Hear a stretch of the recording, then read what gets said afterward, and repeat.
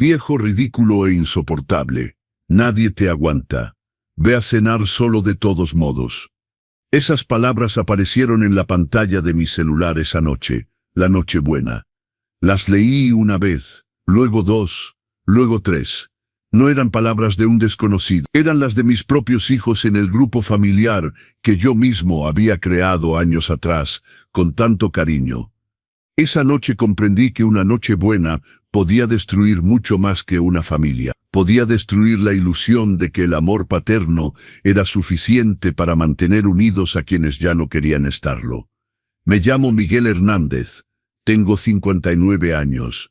Vivo en una casa que construí con mis propias manos y con el sudor de décadas de trabajo honesto. Una casa donde crecieron 3 hijos, Tomás, Nicolás y Julián. Una casa que esa Nochebuena estaba llena de comida, con las luces navideñas encendidas. La mesa puesta con mis mejores platos y completamente vacía de las personas que más amaba en el mundo. Esta es la historia que guardé demasiado tiempo. La historia de un padre que creyó que el amor incondicional bastaba. Y la historia de una noche donde todo cambió para siempre. 2 semanas antes de Navidad, envié un mensaje en el grupo familiar. Escribí con cuidado, eligiendo cada palabra como quien elige flores para un altar. Mis muchachos, este año quiero que cenemos todos juntos el 24 de diciembre. Voy a preparar todo lo que les gusta. Los espero a las 8 de la noche. No me fallen. Los quiero. Agregué un emoji de corazón rojo e incluso un arbolito navideño. Intenté parecer alegre, cálido, como siempre había sido con ellos. Tomás respondió primero. Veré qué onda, papá. Nicolás puso un pulgar arriba. Julián ni siquiera abrió el mensaje durante 2 días. Pero en mi ilusión, interpreté esos silencios como confirmaciones. Me dije, están ocupados, tienen su vida, pero vendrán. Siempre vienen cuando los necesito. ¿No es así? Compré todo con semanas de anticipación. Fui al mercado de la Merced, muy temprano, una mañana de diciembre, cuando el aire todavía estaba fresco, y las calles olían a pan dulce y frutas de temporada. Elegí el mejor bacalao que encontré. Compré chiles, nueces, granadas para los chiles en nogada. Compré el relleno que Tomás adoraba, las especias que Nicolás prefería para la carne y los ingredientes para hacer las galletas navideñas que Julián comía desde pequeñito. Gasté más de lo que debía, pero no me importaba. Era Navidad, era mi familia. Pasé 3 días cocinando. Mis manos, que ya no son tan jóvenes como antes, pelaron papas, picaron cebollas, mezclaron, revolvieron, probaron. La casa se llenó de esos aromas que solo existen en diciembre. Canela, clavo, chocolate y el olor del arbolito artificial que decoré solo en la sala. Puse la mesa el 24 de diciembre por la tarde. Saqué el mantel bordado que mi madre me había regalado cuando me casé. Puse los 4 platos de porcelana, las copas de cristal que solo usaba para las grandes ocasiones, las servilletas de tela dobladas con cuidado. En el centro coloqué un arreglo de flores de Nochebuena y velas blancas. Todo estaba perfecto. Me puse mi mejor guayabera, una color vino que Tomás me había regalado hace años. Arreglé mi cabello, me afeité de cerca, me puse un poco de loción. Quería verme presentable para ellos. Quería que al llegar se sintieran orgullosos de su padre. A las 7:30 de la noche, la casa estaba lista. Las luces encendidas, la música navideña sonando suavemente, el bacalao dorado descansando en la fuente más grande. Todo estaba listo. Me senté en la sala a esperar. Las 8 llegaron. Nadie tocó el timbre. Las 8:30. Silencio. A las 9, tomé mi celular y escribí en el grupo, ¿ya vienen? La cena está lista. Nadie respondió. A las 9:30 llamé a Tomás. Sin respuesta. Llamé a Nicolás. Buzón de voz. Llamé a Julián. Rechazó la llamada inmediatamente. A las 10 de la noche comprendí algo terrible. No iban a venir. Me levanté del sillón, caminé hasta la mesa. Observé todo lo que había preparado con tanto amor, y en ese momento sentí un frío recorrer mi pecho. Todavía no era tristeza, era incredulidad. Tomé mi celular nuevamente. Entré al grupo familiar y fue ahí cuando lo vi. Había una conversación paralela, un grupo que habían creado sin mí. Alguien por error había enviado un mensaje en el grupo equivocado.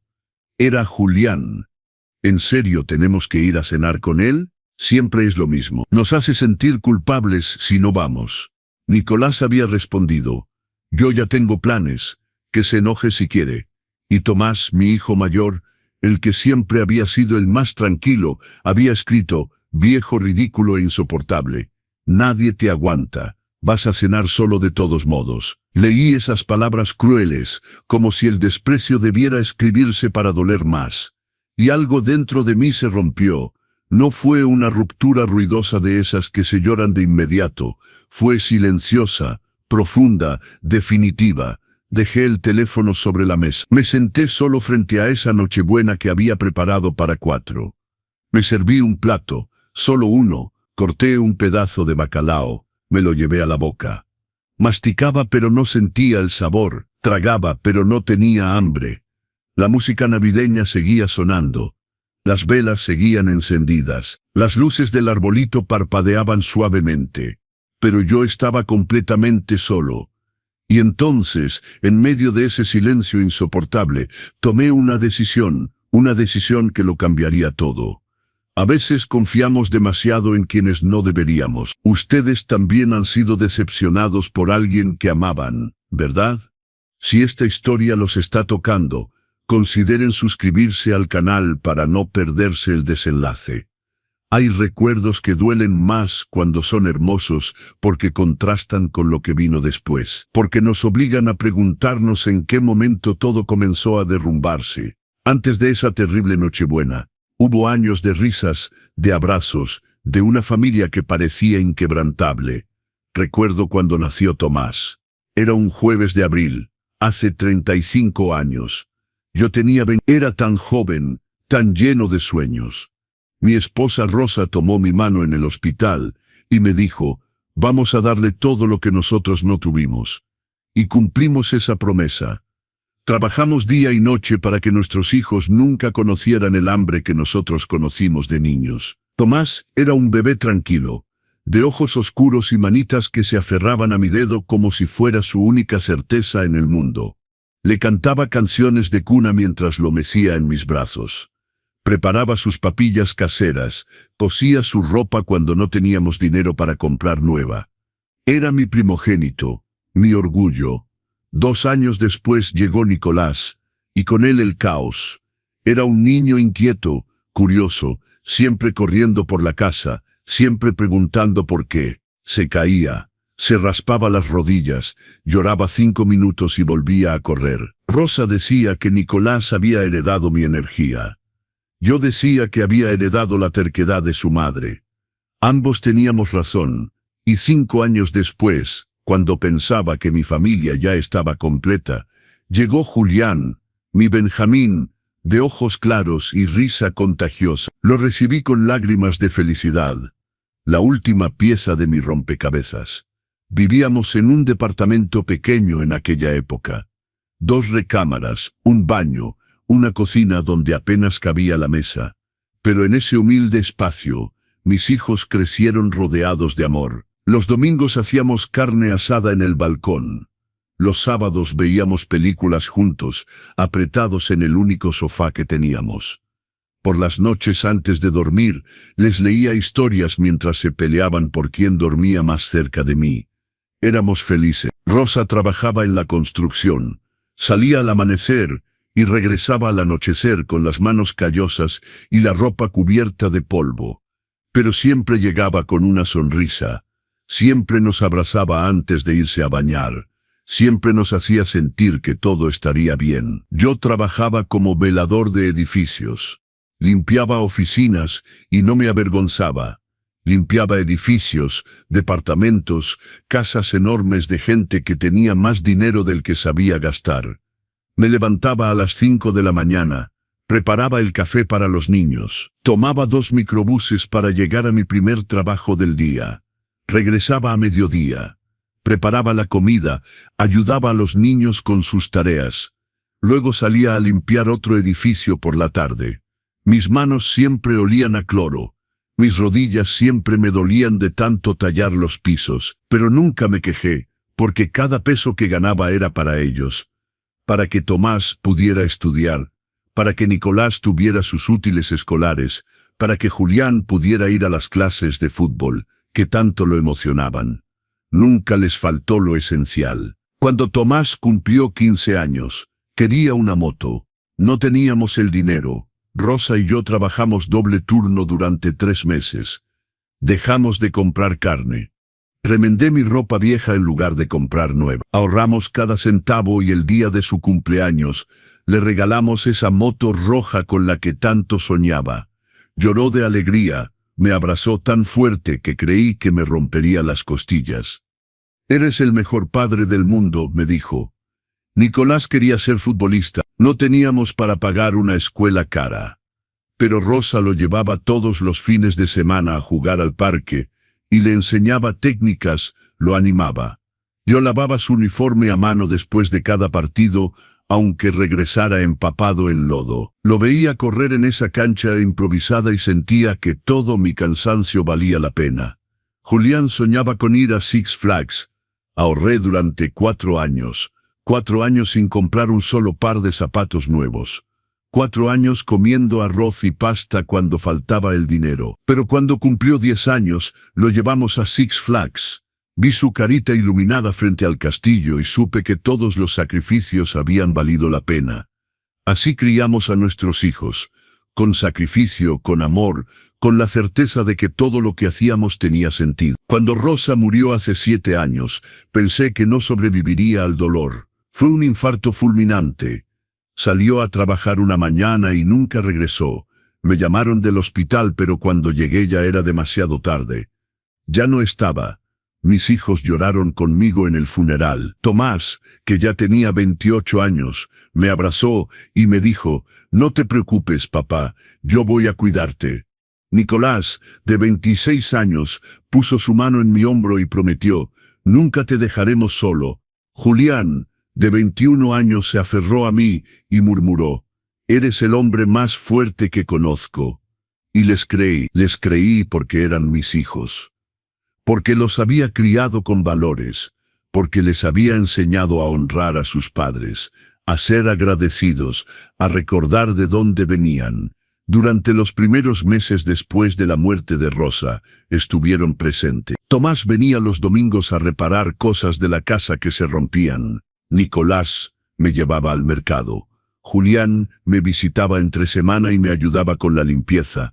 Pero poco a poco, las visitas se fueron espaciando. Tomás consiguió un ascenso en el trabajo. Empezó a viajar mucho. Sus visitas pasaron de semanales a mensuales. Nicolás se casó con una mujer que nunca me miró con afecto. Desde el principio sentí su frialdad, pero no dije nada. No quería causar problemas. Las visitas se volvieron esporádicas. Siempre tenía una excusa: el trabajo, el tráfico, las obligaciones sociales. Julián se fue a vivir a otra ciudad por el trabajo. Hablábamos por teléfono, pero ya no era lo mismo. Esas llamadas eran breves, apresuradas, siempre interrumpidas por algo más importante. Seguí trabajando. Limpié oficinas hasta los 55 años, cuando mi espalda ya no aguantó más. Pero había ahorrado, había sido prudente. Compré esta casa más grande hace 10 años cuando Rosa todavía vivía. La puse a mi nombre, se convirtió en mi refugio después de su muerte. También compré 3 autos usados, pero en buen estado, uno para cada hijo. Los puse a mi nombre porque quería garantizar que los cuidaran, que supieran que era un regalo valioso. Les dije: «Estos autos son suyos, pero están a mi nombre. Por si algún día necesitan venderlos o si pasa algo legal, es para protegerlos». Nunca imaginé que esa decisión se volvería tan importante. Mis hijos crecieron, se hicieron adultos, formaron sus vidas, y yo, poco a poco, me convertí en una sombra. En alguien a quien llamaban solo cuando necesitaban algo: dinero para una factura, ayuda con los nietos que nunca me dejaban ver más de 1 hora, un favor rápido que yo siempre cumplía sin hacer preguntas. Pero cuando yo necesitaba compañía, cuando llamaba solo para escuchar sus voces, las respuestas siempre eran las mismas. Estoy ocupado, papá. Te llamo después. No tengo tiempo ahora. Y yo aceptaba, porque era el hambre, porque el amor paterno no pide, no exige, no condiciona. O eso creía. Las grietas en una familia no aparecen de la noche a la mañana. Se forman lentamente, como filtraciones en una pared vieja. Al principio son tan finas que no las ves, pero están ahí, creciendo, esperando el momento de convertirse en abismos. La primera vez que sentí que algo cambiaba fue hace 3 años, en el cumpleaños de Tomás. Había preparado su pastel favorito, un pastel de 3 leches que le encantaba desde pequeño. Llamé para preguntar a qué hora podía pasar a dejárselo. Mejor no vengas, papá, me dijo con una voz extraña, distante. Lo vamos a celebrar con los cuates. Ya sabes, ambiente entre adultos. Como si yo fuera un niño, como si mi presencia avergonzara a mi propio hijo. Tragué saliva. No quise pelear. Está bien, mijo. Paso mañana entonces. Mejor te hablo cuando tenga tiempo, respondió. Y colgó. Nunca llamó. El pastel se quedó en mi refrigerador una semana. Me lo comí solo, un pedazo cada noche mirando las fotos viejas de cuando Tomás era pequeño. En esas fotos me abrazaba con esa sonrisa enorme sin sus dientes de enfrente, con los ojos brillantes de amor puro. ¿En qué momento ese niñito se había transformado en un hombre que no quería verme? 2 meses después, Nicolás me invitó a comer. Estaba emocionado. Hacía tanto que no compartíamos una comida. Me vestí bien. Me puse mi mejor chamarra. Llegué puntual al restaurante que había elegido. Pero cuando llegué, entendí por qué me había invitado. Papá, necesito que me prestes dinero, dijo antes de que el mesero trajera la carta. Son 100,000 pesos. Es urgente. Tengo una oportunidad de negocio y necesito el capital. 100,000 pesos. Era todo lo que me quedaba de ahorros después de pagar los gastos del mes. ¿Y cuándo me lo devolverías?, pregunté sin querer sonar desconfiado. En 6 meses, te lo prometo, papá. Es una inversión segura. Algo dentro de mí me advirtió que no lo hiciera. Pero era mi hijo, mi Nicolás. El niñito inquieto que había cargado en mis brazos, que había cuidado cuando estaba enfermo, que había alimentado con mis propios esfuerzos. Di el dinero. Han pasado 3 años. Nunca me devolvió ni un peso. Cuando pregunto siempre tiene una excusa. Los negocios están lentos. Estoy esperando un pago. Pronto te deposito. Pero el dinero nunca llega. Y las llamadas de Nicolás tampoco. Solo me busca cuando necesita otra cosa. Con Julián fue diferente. Más sutil. Más doloroso. Un sábado por la tarde hace 2 años, reuní el valor para visitarlo sin avisar. Vivía en un bonito departamento en La Condesa. Toqué el timbre con un plato de mole que había hecho esa mañana. Pensando en sorprenderlo, abrió la puerta a medias. No me invitó a pasar. «Papá, ¿qué haces aquí?», preguntó en un tono que mezclaba sorpresa con incomodidad. «Te traje mole, mijo. Pensé que podríamos comer juntos». «Es que tengo visitas», dijo mirando hacia atrás. Escuché risas adentro, risas masculinas. «No es buen momento, solo un ratito», insistí. Necesitaba tanto estar con él. Julián suspiró. «Papá, ¿en serio? Estoy ocupado. Nos vemos después, ¿va?», y cerró la puerta. Me quedé parado en el pasillo de ese edificio elegante con mi mole en las manos, sintiéndome como un vendedor rechazado. Escuché las risas continuar del otro lado de la puerta. Julián celebraba algo con sus amigos y yo no estaba invitado en su vida. Regresé a casa en metro con el mole todavía caliente. Lo compartí con los vecinos. No quería comérmelo solo. Hubiera sabido a humillación. Pero lo peor no eran esos momentos aislados. Lo peor era darme cuenta de que se estaba volviendo un patrón. Las llamadas que hacía los domingos ya no eran contestadas. Mis mensajes en el grupo familiar quedaban sin leer durante días.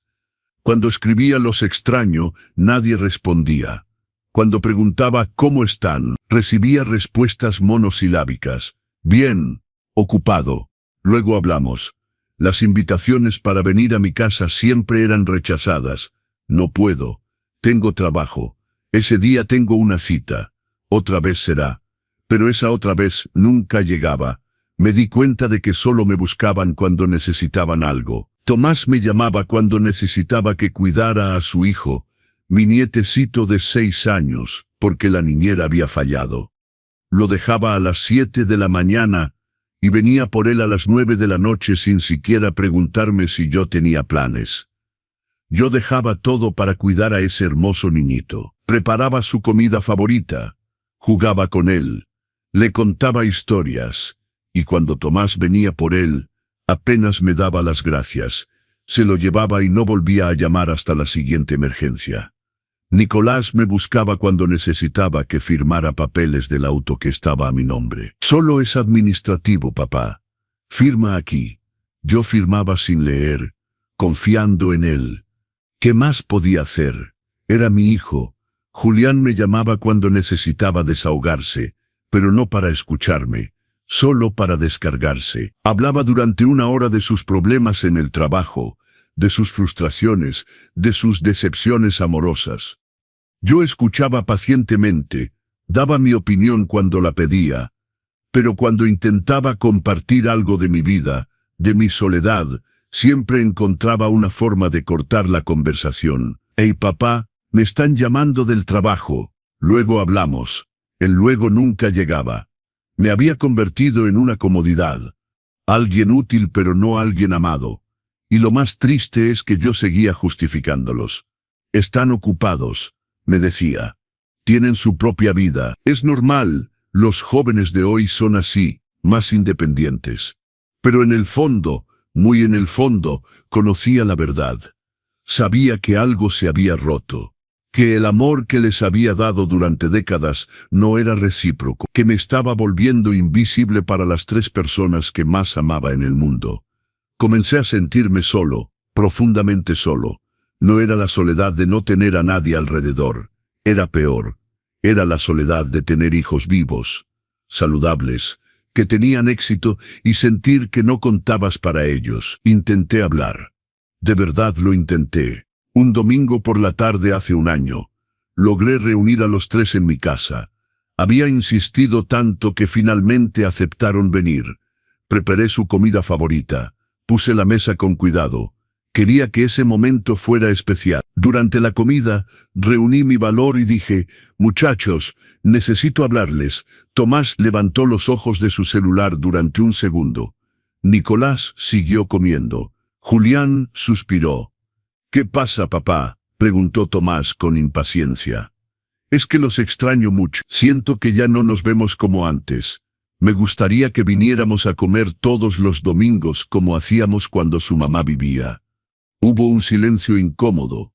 Nicolás habló primero. «Papá, ya no somos niños. Tenemos nuestras propias familias, nuestros trabajos. No podemos venir todos los domingos como si tuviéramos 10 años. No digo todos los domingos», intenté explicar, «pero al menos 1 vez al mes, para no perder el vínculo». Julián soltó una risa seca. «Papá, no nos hagas sentir culpables. Hoy vinimos, ¿no? ¿Qué más quieres?». Tomás intervino con un tono conciliador pero frío. «Papá, entiendo que estés solo, pero no podemos llenar ese vacío. Cada quien tiene su vida. Deberías hacerte de amigos, salir, hacer algo. No puedes depender de nosotros para ser feliz». Sus palabras me golpearon como piedras. No respondí, solo asentí con la cabeza. Terminamos de comer en silencio. Se fueron 1 hora después, cada uno con una excusa diferente. Esa noche lloré en mi cama. Lloré como no había llorado desde la muerte de Rosa, porque comprendía algo terrible. Mis hijos me veían como una carga, como alguien dependiente, pegajoso, molesto, yo que había sacrificado mi juventud por ellos. Yo que había trabajado hasta que mi cuerpo ya no aguantó para darles una vida digna. Yo que nunca había pedido nada a cambio excepto un poco de tiempo, un poco de amor. Pero para ellos era demasiado. Después de esa conversación, Dejé de insistir, dejé de llamar tan seguido, dejé de escribir en el grupo familiar, esperé a que me buscaran.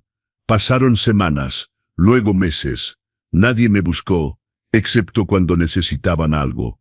Y así llegó diciembre, llegó esta Navidad, donde decidí hacer un último intento, un último esfuerzo por recuperar a mi familia. Les escribí con 2 semanas de anticipación. Supliqué sin decir que suplicaba. Abrí mi corazón con ese mensaje inocente. Los espero a las 8 de la noche. No me fallen. Los quiero. Y respondieron con indiferencia, con emojis vacíos, con silencios. Debí haberlo comprendido. Debí haberme dado cuenta de que ya no les importaba. Pero el corazón de un padre siempre espera, siempre cree, siempre perdona antes de que haya algo que perdonar. Y esa esperanza estuvo a punto de destruirme. ¿Ustedes qué hubieran hecho en mi lugar? Piénsenlo. Si les gusta este tipo de historias de vida, suscríbanse al canal para recibir más contenido así. Dejen en los comentarios de qué ciudad nos están viendo. Hay una mentira que nosotros los padres nos contamos. Una mentira peligrosa que repetimos como un mantra cada vez que nuestros hijos nos lastiman. No lo hacen a propósito, solo están ocupados, solo están pasando por un momento difícil, solo necesitan tiempo. Repetí esa mentira durante años. Cada vez que Tomás cancelaba una visita a último momento, me decía, está estresado por el trabajo, es buen hijo, solo necesita espacio. Cada vez que Nicolás me pedía dinero y nunca lo devolvía, justificaba, está pasando por dificultades financieras, me pagará cuando pueda. Es solo temporal. Cada vez que Julián colgaba bruscamente o rechazaba mis invitaciones, pensaba, tiene su propia vida ahora. Es independiente. Está bien. Lo eduqué para ser fuerte. Me convertí en experto en inventar excusas para ellos, en minimizar mi dolor, en transformar cada grosería en algo comprensible, justificable, algo que podía sosotar si solo era más paciente, más comprensivo, más flexible. ¿Y saben qué es lo más triste? Mientras yo me anulaba, para no molestarlos, ellos se acostumbraron a mi ausencia. Se acostumbraron a que yo siempre estuviera disponible cuando necesitaban. Pero sin exigir nunca nada a cambio. Me convertí en un recurso, no en una persona. Recuerdo un episodio hace 1 año y medio que debió abrirme los ojos, pero no lo hizo porque ya estaba demasiado sumergido en mi propia negación. Era un viernes por la tarde. Estaba en el Chedraui, haciendo mis compras cuando recibí una llamada de Tomás. Me emocioné tanto al ver su nombre en la pantalla que casi tiro mi canasta. «Mijo, qué sorpresa. ¿Cómo estás?» «Papá, necesito un favor urgente», dijo sin siquiera saludarme. «¿Puedes cuidar a Miguelito esta noche? Tengo una cena de trabajo súper importante y la niñera está enferma». Miguelito era mi nietecito, el hijo de Tomás, un hermoso niñito de 6 años que llenaba mi corazón cada vez que lo veía. Pero las visitas siempre eran así, urgentes, imprevistas, funcionales. «Claro, mijo. ¿A qué hora me lo traes?» «En 1 hora. Es muy urgente, papá». «Sí, sí. No hay problema. Los espero». Dejé mis compras a medias. Regresé a casa corriendo.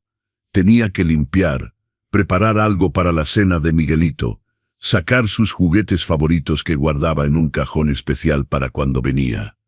Tomás llegó exactamente 1 hora después. Entró apurado. Apenas me miró. Miguelito traía su mochila con su pijama y su cepillo de dientes. «Gracias, papá. Regreso como a las 11. ¿Tan tarde?», pregunté sorprendido.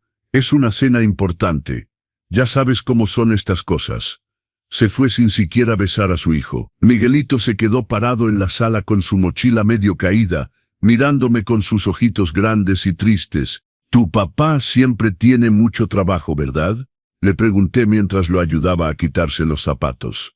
«Sí», respondió el niñito con una vocecita pequeña. «Y mi mamá también. Por eso siempre me dejan contigo o con la niñera». Mi corazón se apretó. Este niñito necesitaba a sus padres. Pero ellos estaban demasiado ocupados construyendo su carrera, su estatus, su vida perfecta de adultos exitosos. Esa noche jugamos con carritos. Cenamos quesadillas con jamón. Vimos una película de dinosaurios que le encantaba. Miguelito se quedó dormido en mis piernas a las 9 de la noche. Lo cargué hasta mi cama. Lo arropé con cuidado. Besé su frente. Las 11 llegaron. Tomás no vino. Medianoche nada. La 1 de la mañana silencio. Llamé. No contestó. Escribí. No contestó. A las 2 de la mañana recibí un mensaje. Perdón, papá. La cena se alargó. ¿Puedes quedártelo hasta mañana? Paso como a las 10.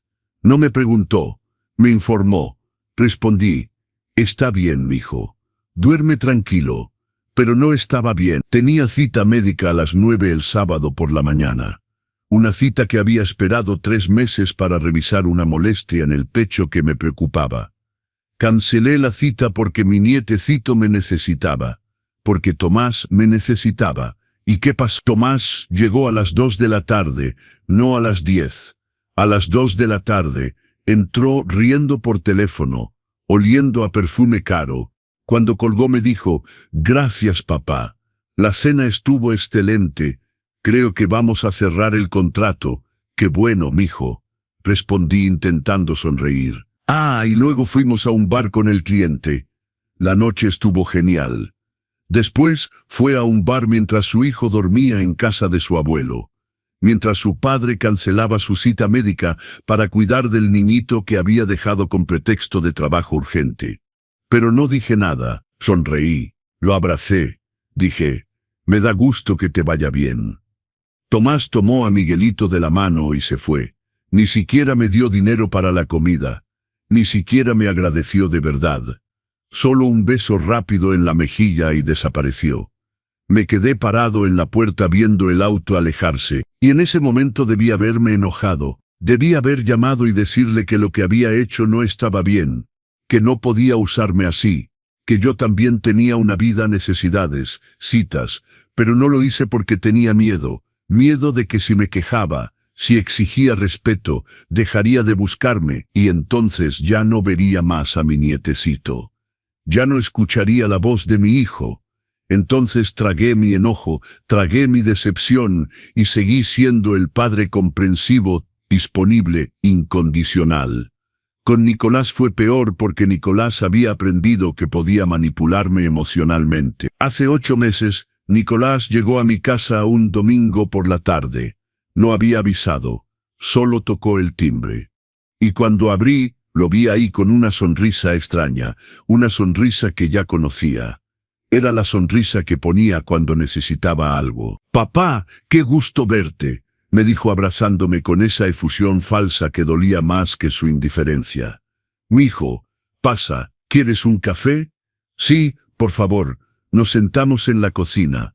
Preparé café fresco, puse pastel en la mesa. Intenté platicar, preguntarle cómo estaba, qué había hecho durante esas semanas sin noticias suyas.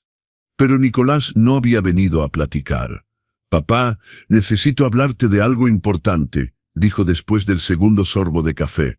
Mi estómago se apretó. Ya sabía lo que venía. «Dime, mijo, ¿te acuerdas del dinero que me prestaste hace 3 años?» «Sí, me acuerdo. Bueno, todavía no he podido devolvértelo, y la verdad es que estoy pasando por un momento muy difícil financieramente». Me quedé callado. Esperé a que continuara. El negocio no salió como esperaba. Perdí todo. Y ahora tengo deudas importantes. Y bueno, vine a pedirte otro favor. Nicolás, son 100,000 pesos los que te presté. Papá, te juro que esta vez sí pago. Es para salir de una deuda que tengo con el banco. Si no pago, van a embargar mi auto. El auto que estaba a mi nombre. Mijo, ya no tengo esos ahorros. Lo que te presté hace 3 años era todo lo que tenía guardado. Ahora solo vivo de mi pensión. Su cara cambió. La sonrisa desapareció. «Entonces no me vas a ayudar». «No es que no quiera, mijo. Es que literalmente no tengo el dinero. Pero podrías pedir un préstamo. Podrías vender algo. Podrías hacer algo. Me quedé sin palabras. Vender algo. Endeudarme para sacarlo de problemas que él mismo había creado con su irresponsabilidad. Nicolás, ya te ayudé. Te di todo lo que tenía y nunca me lo devolviste. ¿Cómo quieres que te preste más? Se levantó de la silla bruscamente. Su cara estaba roja de coraje. Sabía que dirías eso. Sabía que al final siempre tendrías excusas. Mijo, no es una excusa. ¿Sabes qué, papá? Tú siempre dices que nos amas, que harías cualquier cosa por nosotros. Pero al momento de la verdad, cuando de verdad te necesito, me das la espalda. Esas palabras me atravesaron como cuchillos. Nicolás, por favor, entiéndeme. No eres tú quien debe entenderme. Estoy desesperado y tú, que eres mi padre, me niegas tu ayuda. Se fue azotando la puerta, dejándome temblando en esa cocina, con el café todavía caliente, el pastel intacto, las lágrimas rodando por mi cara. Esa noche no pude dormir. Me quedé dándole vueltas a esas palabras. ¿Tenía razón? ¿Era yo un mal padre por no endeudarme para ayudarlo? ¿Debía sacrificarme más? ¿Hasta dónde debía llegar? Y lo más enfermo es que 2 días después, llamé a Nicolás. Le dije que había conseguido 60,000 pesos, que no eran los 100 que necesitaba, pero era lo que podía dar. Mentí. No los había conseguido. Los saqué de mi tarjeta de crédito. Pedí un préstamo. Me endeudé. Sacrifiqué mi tranquilidad financiera porque no soportaba la idea de que mi hijo pensara que no lo amaba. Nicolás vino por el dinero. Esta vez sin sonrisa. Solo tomó el sobre, me dio las gracias secamente y se fue. Han pasado 8 meses. Nunca me devolvió nada. Ni siquiera me preguntó cómo estaba pagando la deuda que contraté por él. Y Julián, mi Benjamín. Con él el dolor era diferente, más sutil, más constante. Julián había aprendido a hacerme sentir culpable de existir. Cada vez que llamaba, su tono era de molestia mal disimulada. ¿Qué pasó, papá? ¿Todo bien? Todo bien. Solo quería saber cómo estás, mijo. Ay, papá, estoy súper ocupado pero bien. ¿Y tú? Bien, hijo. ¿Y el trabajo? Bien, papá. Oye, tengo que colgar. Estoy en medio de algo. Siempre estaba en medio de algo. Siempre tenía prisa. Siempre había algo más importante que hablarme. Hace 6 meses intenté visitarlo de nuevo. Esta vez avisé. Escribí. Mijo, voy a estar cerca de tu casa el jueves.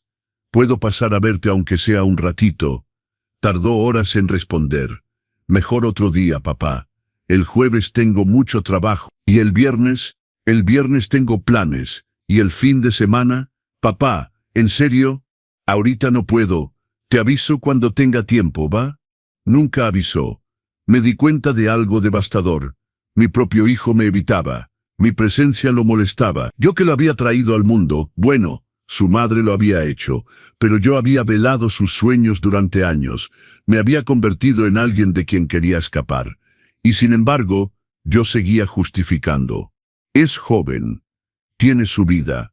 Yo a su edad tampoco visitaba tanto a mi madre, pero era mentira. Yo visitaba a mi madre cada semana hasta el día que murió. Porque así me habían educado. Porque el respeto y amor hacia los padres no tenía edad ni me había convertido en experto en el arte de tragar dolor, de sonreír cuando quería llorar, de decir todo está bien cuando nada estaba bien, de anularme completamente para no molestar a mis hijos con mi existencia. Y ellos lo sabían. Sabían que yo siempre estaría ahí, siempre disponible, siempre perdonando, siempre esperando.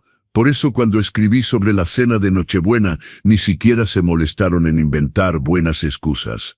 Solo pusieron emojis, respuestas vagas, indiferencia, porque yo había establecido el precedente. Podían tratarme como quisieran. Yo siempre iba a entender, siempre iba a perdonar, siempre iba a esperar, hasta esa Nochebuena, hasta que leí esas palabras en el grupo familiar. Viejo, ridículo e insoportable. Nadie te aguanta. Vas a cenar solo de todos modos. En ese momento algo dentro de mí se rompió. Y ya no era una fractura. Era el colapso total de todas las mentiras que me había contado durante años. Ya no podía seguir negando la verdad. Mis hijos no me amaban. Me toleraban, me usaban, pero no me amaban. Y esa verdad, aunque devastadora, me liberó. Si esta historia los ha tocado, dejen su like y suscríbanse para ver cómo termina todo. Los leo en los comentarios. Hay señales que ignoramos porque no queremos ver. Hay verdades que rechazamos porque aceptarlas significaría destruir la imagen que tenemos de las personas que amamos. Yo había ignorado demasiadas señales, pero todas estaban ahí, esperando el momento de revelarse. La primera señal clara llegó hace 4 meses, en agosto. Fue un descubrimiento accidental que me heló la sangre. Estaba en casa de Tomás. Me había pedido que fuera a hacer la limpieza porque tenía una inspección importante para vender el departamento. Sí, me pidió a mí, un hombre de 59 años con problemas de espalda, que limpiara su departamento de 2 pisos porque no quería pagar a alguien para hacerlo. Y fui. Porque era mi hijo. Porque siempre decía que sí. Estaba trapeando en el estudio cuando vi su laptop abierta en la mesa. No tenía intención de fisgonear, de verdad, pero la pantalla se encendió sola con una notificación y apareció una conversación de WhatsApp. Era un chat con su esposa, Amelia, y el contenido me cortó la respiración. Amelia había escrito: «¿Ya le dijiste a tu papá que nos mudamos a Monterrey?» Tomás había respondido: «No, y no se lo voy a decir hasta el último momento. Ya sabes cómo es. Va a empezar con el drama de que no va a ver a Miguelito, que lo abandonamos, bla bla. Es cierto, aunque no va a ver a su nieto tan seguido. Ay, por favor, apenas lo ve ahora, siempre está pidiendo que se lo llevemos. Pero se cansa rápido y nos llama para que lo recojamos antes». Era mentira. Una mentira cruel. Yo nunca me cansaba de Miguelito. Eran ellos los que venían a recogerlo antes, porque tenían planes, salidas, cenas, vidas perfectas de pareja exitosa. Pero Tomás decía eso. Seguí leyendo con las manos temblando. Además, continuó Tomás, no es como si le debiéramos mucho. Viene cuando necesitamos algo y ya. No le debemos nada más. No le debemos nada más. Esas 4 palabras se grabaron en mi cerebro como hierro al rojo vivo. Nada más. 35 años de noches sin dormir, de sacrificios, de amor incondicional. Era nada más. Amelia respondió: «Tienes razón. De todos modos, cuando nos mudemos será un alivio no tenerlo encima». Cerré la laptop. Mis manos sudaban. El trapeador se cayó al piso. Me senté en el suelo de ese estudio, rodeado de muebles caros que mi hijo había comprado con el dinero que ganaba en su trabajo exitoso. Y lloré en silencio. No lloré de tristeza, lloré de coraje, de impotencia, de humillación. Terminé de limpiar esa casa como un robot. Cada movimiento era mecánico. Cuando terminé, le escribí a Tomás: «Ya terminé, todo está limpio». Respondió 3 horas después: «Ok, papá, ni siquiera un gracias. Solo ok». No dije nada sobre lo que había leído. ¿Para qué? Ya sabía lo que pensaba de mí. Ya sabía que me veía como una carga, como alguien molesto, como alguien de quien quería deshacerse. 2 semanas después descubrí algo peor. Era un sábado por la mañana. Estaba revisando mis correos cuando llegó una notificación del banco. Era sobre el auto de Nicolás, el que estaba a mi nombre. Multas sin pagar. 47 infracciones sin pagar. Total adeudado, 44,600 pesos, 44.600 pesos en multas. 47 infracciones. Llamé a Nicolás inmediatamente. Sonó 5 veces antes de contestar. «Bueno, Nicolás, acabo de recibir un correo del banco. Tienes 44,600 pesos de multas sin pagar». Hubo un silencio largo. «Ah, sí. Se me olvidó decirte». «¿Se te olvidó? Son casi 50 multas, ¿cómo es posible?» «Nicolás, relájate, papá. Son multas viejas. Las voy a pagar». «¿Cuándo, Nicolás? El auto está a mi nombre. Si no pagas, mi nombre es el que se va a manchar». «Ya sé, papá. No seas dramático. Ya te dije que voy a pagar». «¿Con qué dinero? Si todavía me debes los 100.000 que te presté hace 3 años y los 60.000 de hace 8 meses». Su voz cambió. Se puso dura, fría. ¿Sabes qué? Ya me tienes harto. Siempre es lo mismo. Te presté, me debes, ¿cuándo pagas? ¿No se supone que debes ayudar a tu hijo sin esperar nada a cambio? Me quedé mudo. No, papá, en serio, estás obsesionado con el dinero, por eso nadie quiere estar contigo, porque siempre te haces la víctima amargada que reclama favores. Y colgó. Me quedé con el teléfono en la mano, temblando de pies a cabeza. No podía creer lo que acababa de escuchar. Yo no reclamaba favores, defendía lo poco que me quedaba. Pero para él, yo era el malo. Yo era el papá que se atrevía a recordar sus deudas. Pasé 3 días sin dormir pensando en esa conversación. ¿Era yo el problema? Era dramático, amargado, obsesionado. Y entonces recordé algo que había escuchado hace meses, pero que no había querido procesar. Era en mayo, había ido al Soriana cerca de casa de Julián. Estaba en la fila de la caja cuando escuché voces familiares detrás de mí. Me di vuelta y vi a Julián con 2 amigos. No me había visto. Uno de los amigos preguntó, ¿y tu jefe cómo está? Julián suspiró con un dramatismo exagerado. Ahí anda, pegajoso como siempre. No entiende que ya crecí, que ya tengo mi vida. Todo el tiempo me habla, me manda mensajes, es cansado. Los amigos se rieron. Todos los papás son así, dijo el otro. Sí, pero el mío es nivel experto. El otro día me dijo que estaba triste, que si podía pasar a verlo, así, como si yo no tuviera nada mejor que hacer. Se volvieron a reír. ¿Y qué le dijiste? Inventé que tenía mucho trabajo. Obvio que no voy a ir solo porque se sienta solo. Que se haga de amigos o algo. No es mi responsabilidad entretenerlo. Pagué mis compras y salí de ahí lo más rápido posible. Regresé a casa y vomité.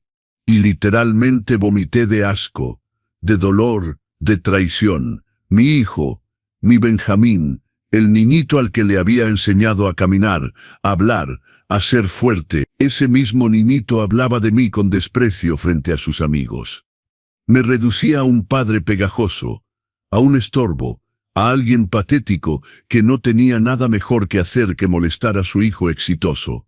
Todos esos descubrimientos parciales se acumularon como piedras sobre mi pecho. Cada uno era doloroso por sí solo, pero juntos formaban una verdad insoportable. Mis hijos no solo me ignoraban, me despreciaban, hablaban mal de mí a mis espaldas, se burlaban de mis sentimientos. Me veían como una carga inútil de la que querían deshacerse. Y lo peor de todo es que seguían fingiendo.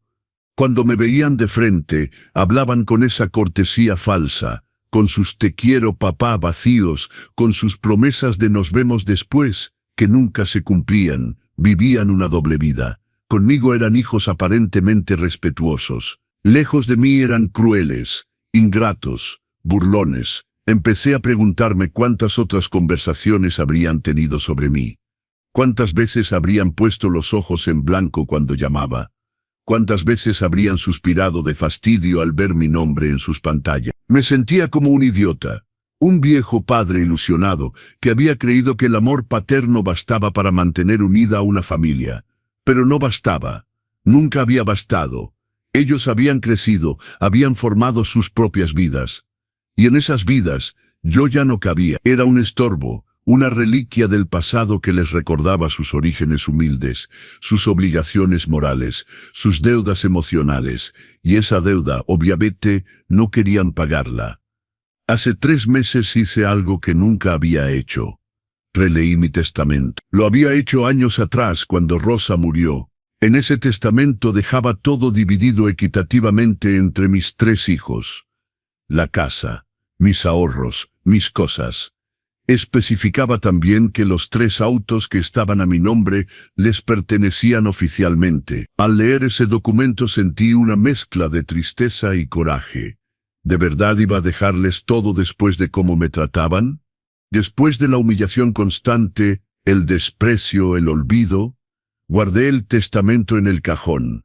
No hice nada con él todavía, pero algo había cambiado dentro de mí.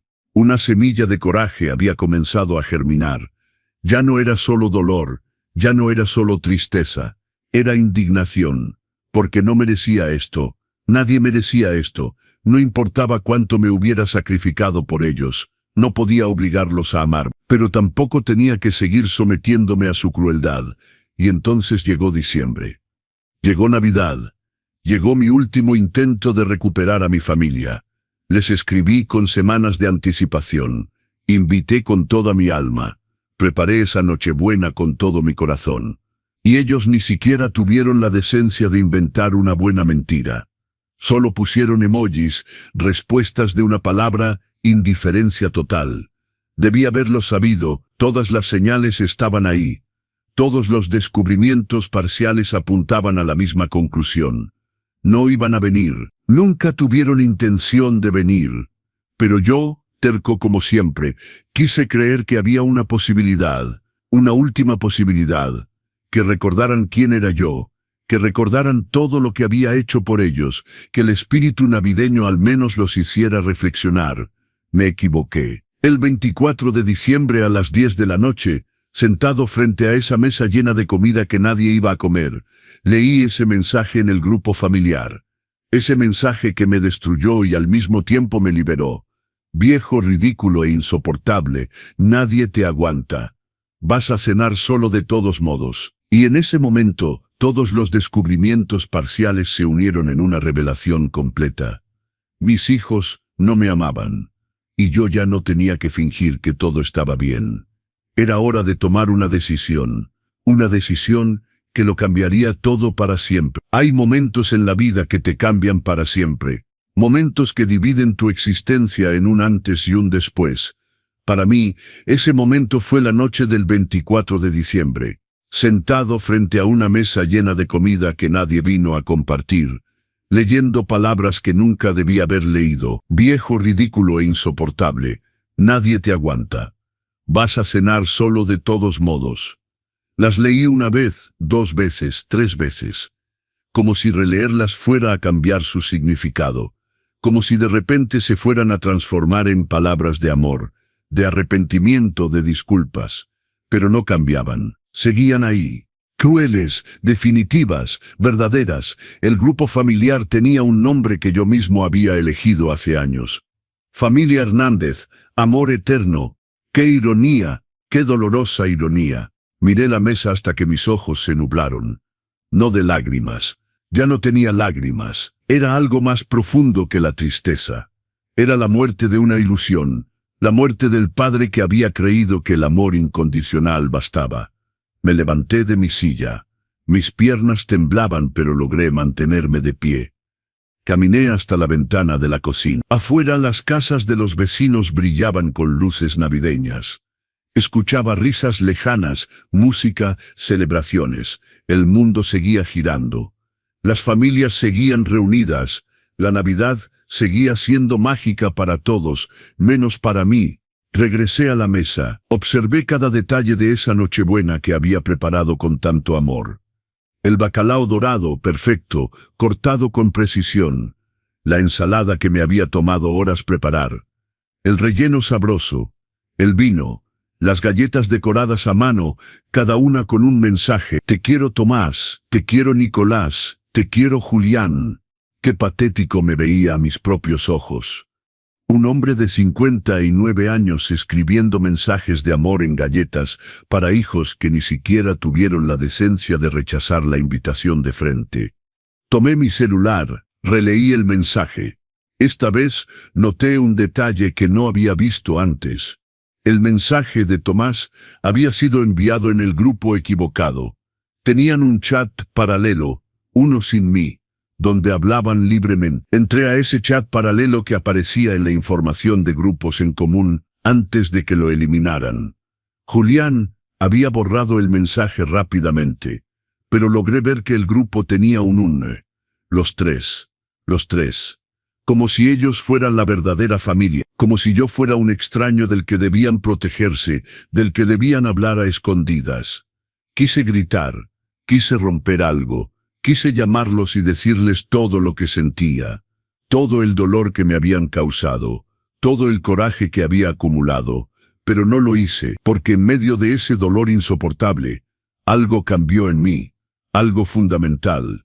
Me di cuenta de que ya no quería su amor, ya no quería sus disculpas, ya no quería sus promesas vacías, quería justicia, no venganza, justicia. Hay una diferencia. La venganza busca herir, la justicia busca equilibrar. Y después de años de desequilibrio, de dar sin recibir, de amar sin ser amado, de sacrificarme sin ser valorado, era hora de equilibrar la balanza. Me senté de nuevo en la mesa, me serví un plato, solo uno. Corté un pedazo de bacalao y me lo llevé a la boca. Esta vez sí sentí el sabor. Estaba delicioso. Perfecto. Había hecho un trabajo excepcional. Yo había hecho mi parte. Había demostrado mi amor de la única forma que sabía. Cocinando, preparando, dando, eran ellos quienes habían fallado. No yo. Terminé de cenar cerca de las 11. Recogí la mesa. Guardé la comida en recipientes. Limpié todo con calma, sin prisa. Cada movimiento era deliberado, consciente. A las 11:30 me senté en la sala. Las luces del arbolito parpadeaban suavemente. La música se había detenido. El silencio de la casa era absoluto. Tomé mi teléfono. Busqué en mis contactos un nombre que no había llamado en meses. Licenciado Marco Antonio Reyes. El licenciado Reyes era el abogado de la familia desde hace 15 años. Se había encargado de la sucesión de Rosa cuando murió. Se había encargado de la escritura de mi casa. Conocía perfectamente mis bienes, mis cuentas, mis documentos legales. Miré la hora. Las 11:30 de la noche. Era tarde, muy tarde, para llamar. Pero algo dentro de mí me urgía a hacerlo, como si esperar hasta el día siguiente me fuera a hacer arrepentir, como si la lucidez que había alcanzado fuera tan frágil que podría desvanecerse con el amanecer. Llamé. Sonó 3 veces, 4, 5. Pensé que no iba a contestar, pero contestó. Bueno, su voz estaba somnolienta, confundida.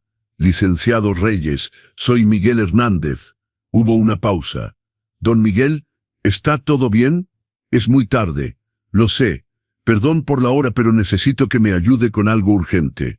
Esta misma noche, su tono cambió. Se volvió alerta, profesional. ¿Qué necesita? Respiré profundo. Las palabras estaban en mi garganta, esperando salir, pero una parte de mí todavía dudaba. ¿De verdad iba a hacer esto? ¿De verdad iba a tomar una decisión tan drástica, tan definitiva? Miré la mesa ya vacía. Recordé las horas que pasé cocinando. Recordé la ilusión con la que decoré. Recordé la esperanza con la que esperé. Y recordé las palabras, viejo, ridículo e insoportable. Nadie te aguanta. Vas a cenar solo de todos modos. La duda desapareció. Necesito que modifique mi testamento. Quiero desheredar a mis 3 hijos al máximo que permita la ley. El silencio del otro lado fue largo. Podía imaginar al licenciado Reyes sentándose en su cama, completamente despierto ahora, procesando lo que acababa de decir. Don Miguel, ¿está seguro? Es una decisión muy seria. Estoy completamente seguro. ¿Puedo preguntarle qué pasó? Se lo conté todo. Los años de abandono, los desprecios, las humillaciones, y finalmente la Nochebuena, el mensaje cruel, la certeza de que mis hijos me veían como un estorbo del que querían deshacerse. El abogado escuchó en silencio. Cuando terminé, suspiró profundamente. Lo siento mucho, don Miguel. Ningún padre debería pasar por eso. Ya pasó. Ahora solo quiero hacer lo que es justo. Entiendo. Pero debes saber que según el derecho mexicano sus hijos son herederos legítimos. Tienen derecho a la legítima sucesoria que representa 2/3 de su patrimonio si tiene 3 hijos. No puedo desheredarlos completamente a menos que exista una causa legal grave como indignidad. Pero es un proceso difícil. Entonces quiero dejarles solo el mínimo obligatorio por ley y la porción disponible, el tercio restante. Quiero donarlo. De acuerdo, podemos hacer eso. Reducir su parte al mínimo legal y donar el resto. ¿A quién quiere donar? A asociaciones de beneficencia que apoyan a personas mayores en situación de abandono. Perfecto, puedo preparar el proyecto. Normalmente toma tiempo, pero si es urgente, si necesita tener algo en mano esta noche, algo que confirme que tomó esta decisión, sí, quiero tener algo esta noche. De acuerdo, voy a redactar un documento preliminar. Se lo envío por correo, lo lee, lo imprime y lo firma. Mañana vamos con el notario para formalizarlo todo. Perfecto. Ah, hay otra cosa, licenciado. Mencioné que hay 3 autos a mi nombre que mis hijos usan. Exacto. Lo recuerdo. Quiero que los bloquee. Quiero denunciar su uso indebido. Quiero que sean inmovilizados. Puedo solicitar un bloqueo administrativo y notificar extrajudicialmente la restitución inmediata.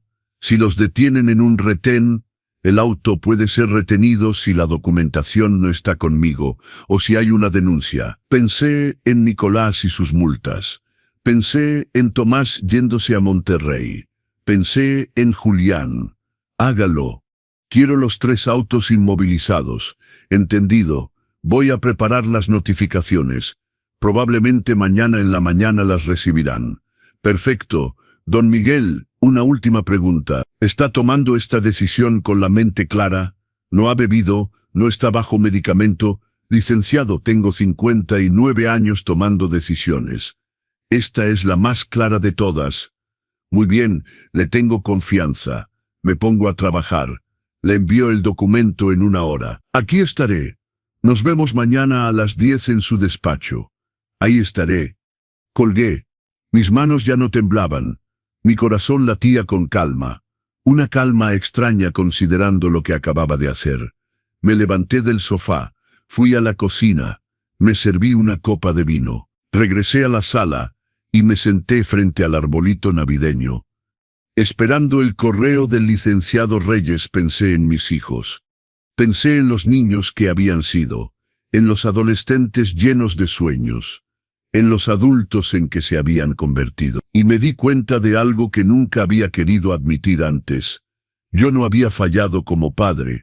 Lo había hecho todo correctamente. Había dado amor, educación, valores, oportunidades. Eran ellos quienes habían fallado como hijos. Y no era mi culpa. No era mi responsabilidad cargar con la culpabilidad de sus decisiones, de su ingratitud, de su crueldad. A las 12:30 de la noche llegó el correo. Lo abrí con mano firme. Leí cada palabra. Era claro, legal, definitivo. Testamento de Miguel Hernández. Revoco toda disposición anterior. Leí sobre la división del patrimonio. El mínimo legal para los hijos. El resto para la caridad. Imprimí, firmé. Eran las 2 de la mañana. 25 de diciembre. Navidad. Pero para mí era el día de mi renacimiento.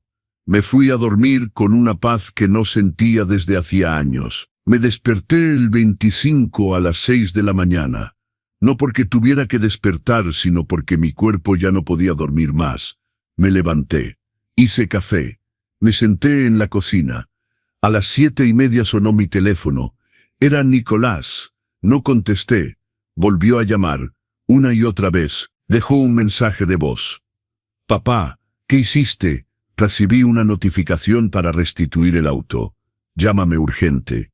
Borré el mensaje. A las 8 Julián empezó a escribir por WhatsApp. Papá, ¿por qué recibí un aviso de tu abogado? Esto es ridículo. Tengo citas hoy. ¿Qué es esta vengancita? Porque no fuimos a tu cena. Leí con calma. No respondí. A las 8:30 llamó Tomás. Esta vez sí contesté. Papá, ¿qué hiciste? Su voz era exigente. Recibí una notificación. El auto está bloqueado. El tono era de exigencia, no de súplica. Los autos están a mi nombre, Tomás. Decidí ejercer mi derecho de recuperarlos. ¿Tu derecho? Ese auto es mío. Yo lo uso. Yo pago la gasolina. Pero está a mi nombre. Y ayer, mientras cenaba solo en Nochebuena, decidí que era hora de hacer algunos cambios. Espera, ¿esto es porque no fuimos a cenar? Es porque ninguno de ustedes tuvo la decencia de avisar. Porque escribieron en su chat privado que soy un viejo ridículo e insoportable que nadie aguanta. Silencio pesado. Papá, ¿qué leíste? ¿Quieres decir que es mentira? Era Era un momento de frustración. No lo decía en serio. Ah, no. Entonces, ¿por qué lo escribieron? ¿Por qué tienen un grupo sin mí que se llama Los Tres? Papá, todos necesitamos desahogarnos, pues yo también me desahogué. Llamé a mi abogado. Un abogado. ¿Para qué? Para modificar mi testamento y recuperar los autos. Escuché su respiración acelerarse. No puedes hacer eso. Ya lo hice. A las 10 tengo cita para firmar lo oficial. Los autos deben ser restituidos inmediatamente. Y sobre el testamento, pues tendrán que esperar a que me muera para saber. Papá, estás siendo irracional. Es una crisis emocional. Irracional. 35 años sacrificándome, y me llamas irracional, porque finalmente reacciono. Papá, por favor, no hagas esto. Vamos a hablar tranquilamente. Tengo que irme. El licenciado Reyes me espera. Colgué. 10 minutos después, mensajes en el grupo que había abandonado pero me volvieron a agregar o me enviaron privado. Papá, ¿en serio? ¿Nos vas a castigar como niños? Julián. Increíble. Toda una vida sacrificándose para después reclamar. Nicolás. Mejor hablamos cuando se te pase la crisis. Tomás. Crisis. Escribí por última vez. No es una crisis, es una decisión consciente. Ustedes decidieron que no querían padre. Yo decidí que no quiero hijos que me traten como basura. Estamos a mano. Salí del grupo. Bloqueé los 3 números. A las 9:30 salí rumbo al despacho del licenciado Reyes. Iba bien vestido, afeitado de cerca, la cabeza en alto. Firmé todo. El notario leyó en voz alta. Cada cláusula era un acto de dignidad. Cuando salí de ahí me sentía 10 kilos más ligero. Cuando regresé a casa eran las 11 de la mañana. Encendí mi celular, 57 llamadas perdidas. Mensajes de números desconocidos, no leí nada. A la 1 de la tarde tocaron el timbre. Era Tomás. Estaba solo. Se veía desesperado. Papá, abre. Necesitamos hablar. No abrí. Papá, por favor, esto es ridículo. Me quedé sentado escuchando. Bueno, admito que la regamos, pero eres nuestro padre. No puedes abandonarnos así. Abandonar, qué elección interesante de palabra. Después de 20 minutos se rindió. Escuché sus pasos alejarse. Iba a pie, sin auto. A las 3 Julián llegó con Nicolás. Tocaron agresivamente. Papá, ya basta de teatro. Abre. Era Julián. La vecina dijo que te vio entrar. Nicolás gritó. Esto es abuso, papá. Chantaje emocional. Abrí la ventana solo un poco. ¿Chantaje, muchachos? ¿Por qué, Julián? Julián se veía aliviado. Papá, por favor, sal. Vamos a hablar como adultos. Ya hablé ayer con mi abogado. Esa fue mi conversación de adulto. Entonces, ¿qué? ¿Ya no somos tus hijos? Ustedes dejaron de ser mi familia hace mucho. Solo que yo me negaba a verlo. ¿Y el testamento? Preguntó Nicolás. Cerré la ventana. Gritaron, suplicaron, amenazaron. Después de 1 hora se fueron. Los días siguientes fueron de silencio. Un silencio de paz. El 26 me desperté tarde. El 27 empecé a empacar sus cosas que todavía estaban en mi casa. Ropa vieja, juguetes, diplomas. No por maldad, sino para liberar espacio. Recibí una llamada del licenciado Reyes. Habían ido a su despacho. Habían intentado anular el testamento. Nicolás había amenazado con demandar. Julián había llorado diciendo que quería una oportunidad. Le dije que si querían hablarme, debían demostrar cambio con acciones, no con palabras. El 28 de diciembre algo cambió. Sentí una ligereza. Llamé a una agencia de viajes. Quiero un paquete para Acapulco. Playa, tranquilidad. Perfecto, compré para mediados de enero, solo para mí. El 30 hicieron un último intento. Llegaron los 3 con una caja de regalo. Tocaron el timbre. Papá, te trajimos un regalo. Unas disculpas. Abrí la puerta solo un poco. Te compramos esto, es una tablet para que podamos hacer videollamadas más fácil, dijo Julián, extendiendo la caja. Vamos a hacer un calendario de visitas. Comidas en familia. Miré la caja. Promesas vacías. ¿Saben por qué no les creo? Porque tuvieron años para hacer eso y nunca lo hicieron. Solo están aquí porque les quité los autos y toqué el dinero. Entonces, ¿qué? ¿Quieres que nos arrastremos? Preguntó Nicolás con coraje. No quiero nada. Ese es el problema. Ya no quiero nada de ustedes. Vas a morir solo y amargado, dijo Tomás. Prefiero estar solo que mal acompañado. La soledad que duele es estar con quienes no te ven. Tomé la caja de la tablet. La puse en el piso. Quédense con la tablet. Y quédense con la lección. La gente se cansa. Cerré la puerta. Toplam que limesaïse bu volume de 2 commentaren, toplam cumulatif, 9 commentaren que lime parte 4 de 6. La noche de la decisión. Hay momentos en la vida que te cambian para siempre. Momentos que dividen tu existencia en un antes y un después. Para mí, ese momento fue la noche del 24 de diciembre. Sentado frente a una mesa llena de comida que nadie vino a compartir, leyendo palabras que nunca debía haber leído. Viejo, ridículo e insoportable. Nadie te aguanta. Vas a cenar solo de todos modos. Las leí una vez, 2 veces, 3 veces. Como si releerlas fuera a cambiar su significado. Como si de repente se fueran a transformar en palabras de amor, de arrepentimiento, de disculpas. Pero no cambiaban. Seguían ahí. Crueles, definitivas, verdaderas. El grupo familiar tenía un nombre que yo mismo había elegido hace años. Familia Hernández, amor eterno. ¡Qué ironía! ¡Qué dolorosa ironía! Miré la mesa hasta que mis ojos se nublaron. No de lágrimas, ya no tenía lágrimas. Era algo más profundo que la tristeza. Era la muerte de una ilusión. La muerte del padre que había creído que el amor incondicional bastaba. Me levanté de mi silla. Mis piernas temblaban, pero logré mantenerme de pie. Caminé hasta la ventana de la cocina. Afuera, las casas de los vecinos brillaban con luces navideñas. Escuchaba risas lejanas, música, celebraciones. El mundo seguía girando. Las familias seguían reunidas. La Navidad seguía siendo mágica para todos, menos para mí. Regresé a la mesa. Observé cada detalle de esa Nochebuena que había preparado con tanto amor. El bacalao dorado, perfecto, cortado con precisión. La ensalada que me había tomado horas preparar. El relleno sabroso. El vino, las galletas decoradas a mano. Cada una con un mensaje. Te quiero Tomás, te quiero Nicolás, te quiero Julián. Qué patético me veía a mis propios ojos. Un hombre de 59 años escribiendo mensajes de amor en galletas para hijos que ni siquiera tuvieron la decencia de rechazar la invitación de frente. Tomé mi celular. Releí el mensaje. Esta vez noté un detalle que no había visto antes. El mensaje de Tomás había sido enviado en el grupo equivocado. Tenían un chat paralelo. Uno sin mí, donde hablaban libremente.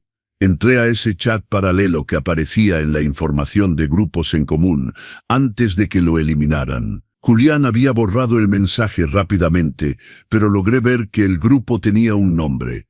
Los tres. Como si ellos fueran la verdadera familia.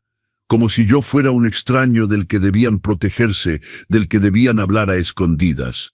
Quise gritar, quise romper algo.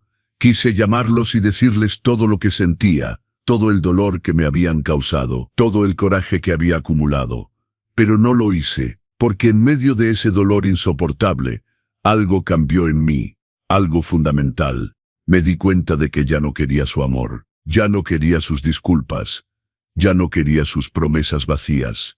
Quería justicia, no venganza, justicia. Hay una diferencia. La venganza busca herir. La justicia busca equilibrar. Y después de años de desequilibrio, de dar sin recibir, de amar sin ser amado, de sacrificarme sin ser valorado, era hora de equilibrar la balanza. Me senté de nuevo en la mesa, me serví un plato. Solo uno. Corté un pedazo de bacalao y me lo llevé a la boca. Esta vez sí sentí el sabor. Estaba delicioso. Perfecto. Había hecho un trabajo excepcional. Yo había hecho mi parte. Había demostrado mi amor de la única forma que sabía. cocinando, preparando, dando. Eran ellos quienes habían fallado, no yo. Terminé de cenar cerca de las 11. Recogí la mesa, guardé la comida en recipientes. Limpié todo con calma, sin prisa. Cada movimiento era deliberado, consciente. A las 11:30 me senté en la sala. Las luces del arbolito parpadeaban suavemente. La música se había detenido. El silencio de la casa era absoluto. Tomé mi teléfono. Busqué en mis contactos un nombre que no había llamado en meses. Licenciado Marco Antonio Reyes. El licenciado Reyes era el abogado de la familia desde hace 15 años. Se había encargado de la sucesión de Rosa cuando murió. Se había encargado de la escritura de mi casa. Conocía perfectamente mis bienes, mis cuentas, mis documentos legales. Miré la hora, las 11:30 de la noche. Era tarde, muy tarde para llamar. Pero algo dentro de mí me urgía a hacerlo, como si esperar hasta el día siguiente me fuera a hacer arrepentir, como si la lucidez que había alcanzado fuera tan frágil que podría desvanecerse con el amanecer. Llamé. Sonó 3 veces, 4, 5. Pensé que no iba a contestar, pero contestó. Bueno, su voz estaba somnolienta, confundida. Licenciado Reyes, soy Miguel Hernández. Hubo una pausa. Don Miguel, ¿está todo bien? Es muy tarde. Lo sé. Perdón por la hora, pero necesito que me ayude con algo urgente. Esta misma noche, su tono cambió. Se volvió alerta profesional. ¿Qué necesita? Respiré profundo. Las palabras estaban en mi garganta, esperando salir, pero una parte de mí todavía dudaba. ¿De verdad iba a hacer esto? ¿De verdad iba a tomar una decisión tan drástica, tan definitiva? Miré la mesa ya vacía. Recordé las horas que pasé cocinando. Recordé la ilusión con la que decoré. Recordé la esperanza con la que esperé. Y recordé las palabras. Viejo, ridículo e insoportable. Nadie te aguanta. Vas a cenar solo de todos modos. La duda desapareció.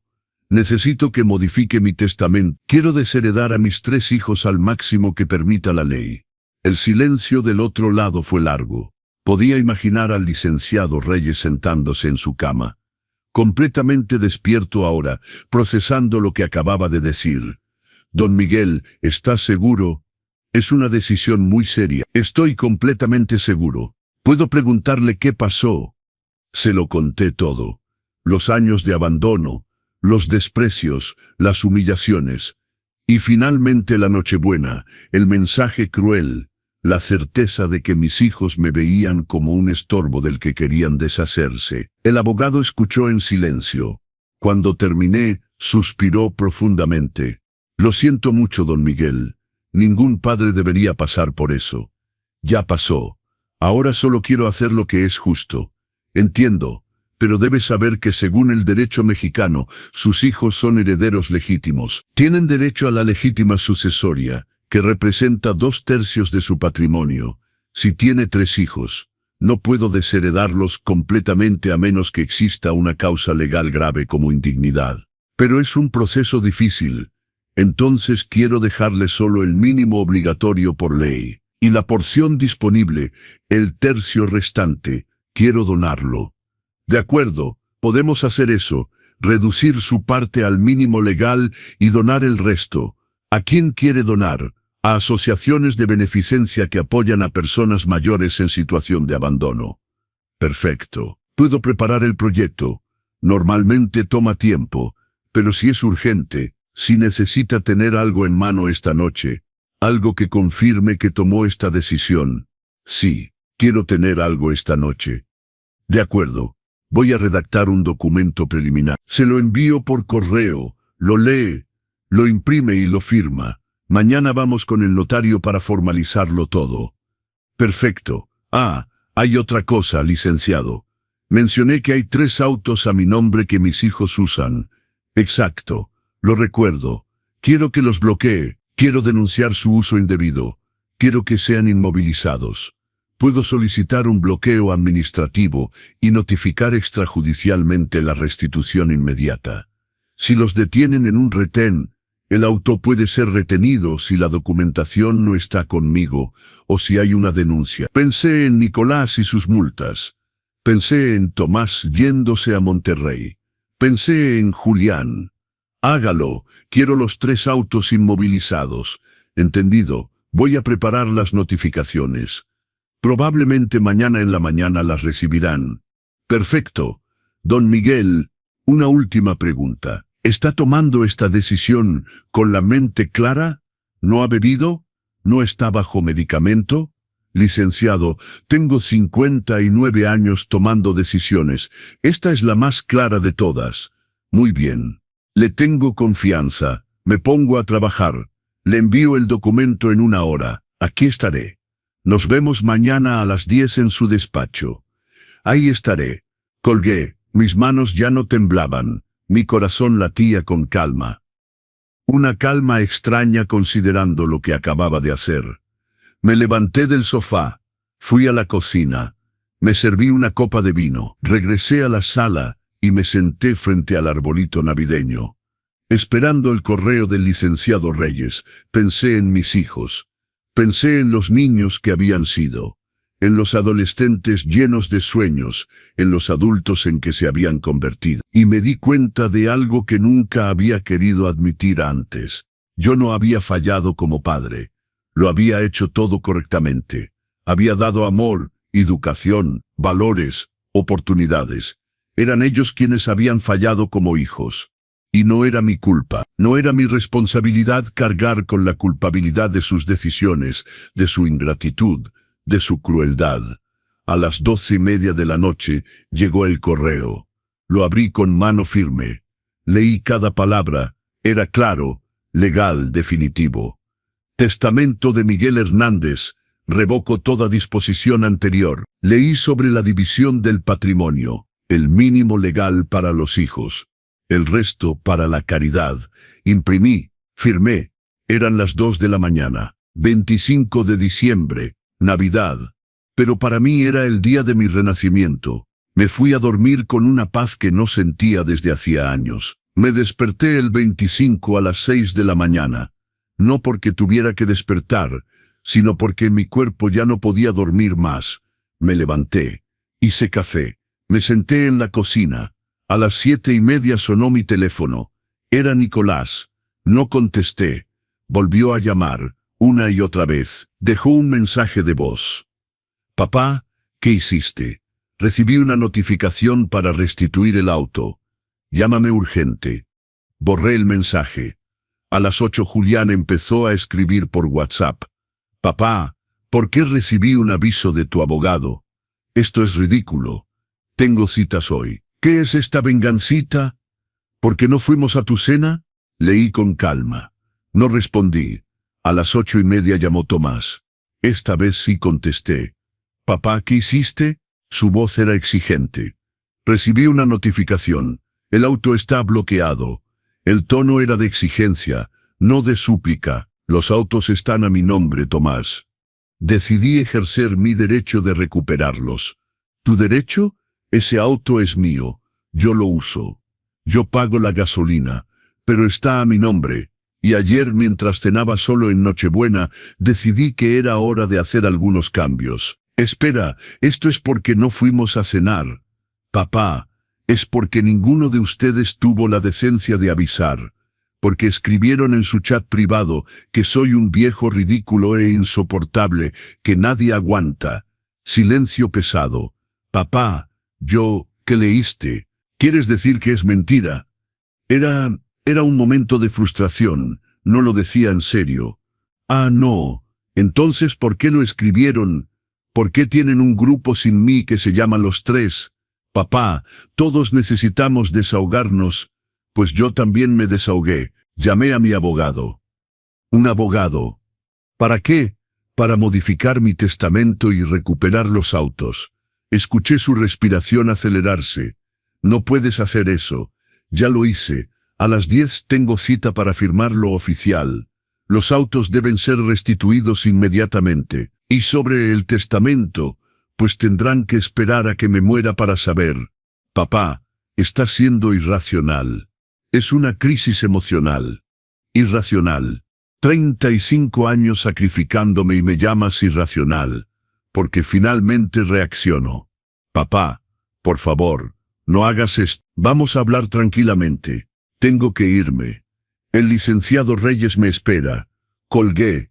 10 minutos después, mensajes en el grupo que había abandonado, pero me volvieron a agregar o me enviaron privado. Papá, ¿en serio? ¿Nos vas a castigar como niños? Julián. Increíble, toda una vida sacrificándose para después reclamar. Nicolás. Mejor hablamos cuando se te pase la crisis. Tomás. Crisis. Escribí por última vez. No es una crisis.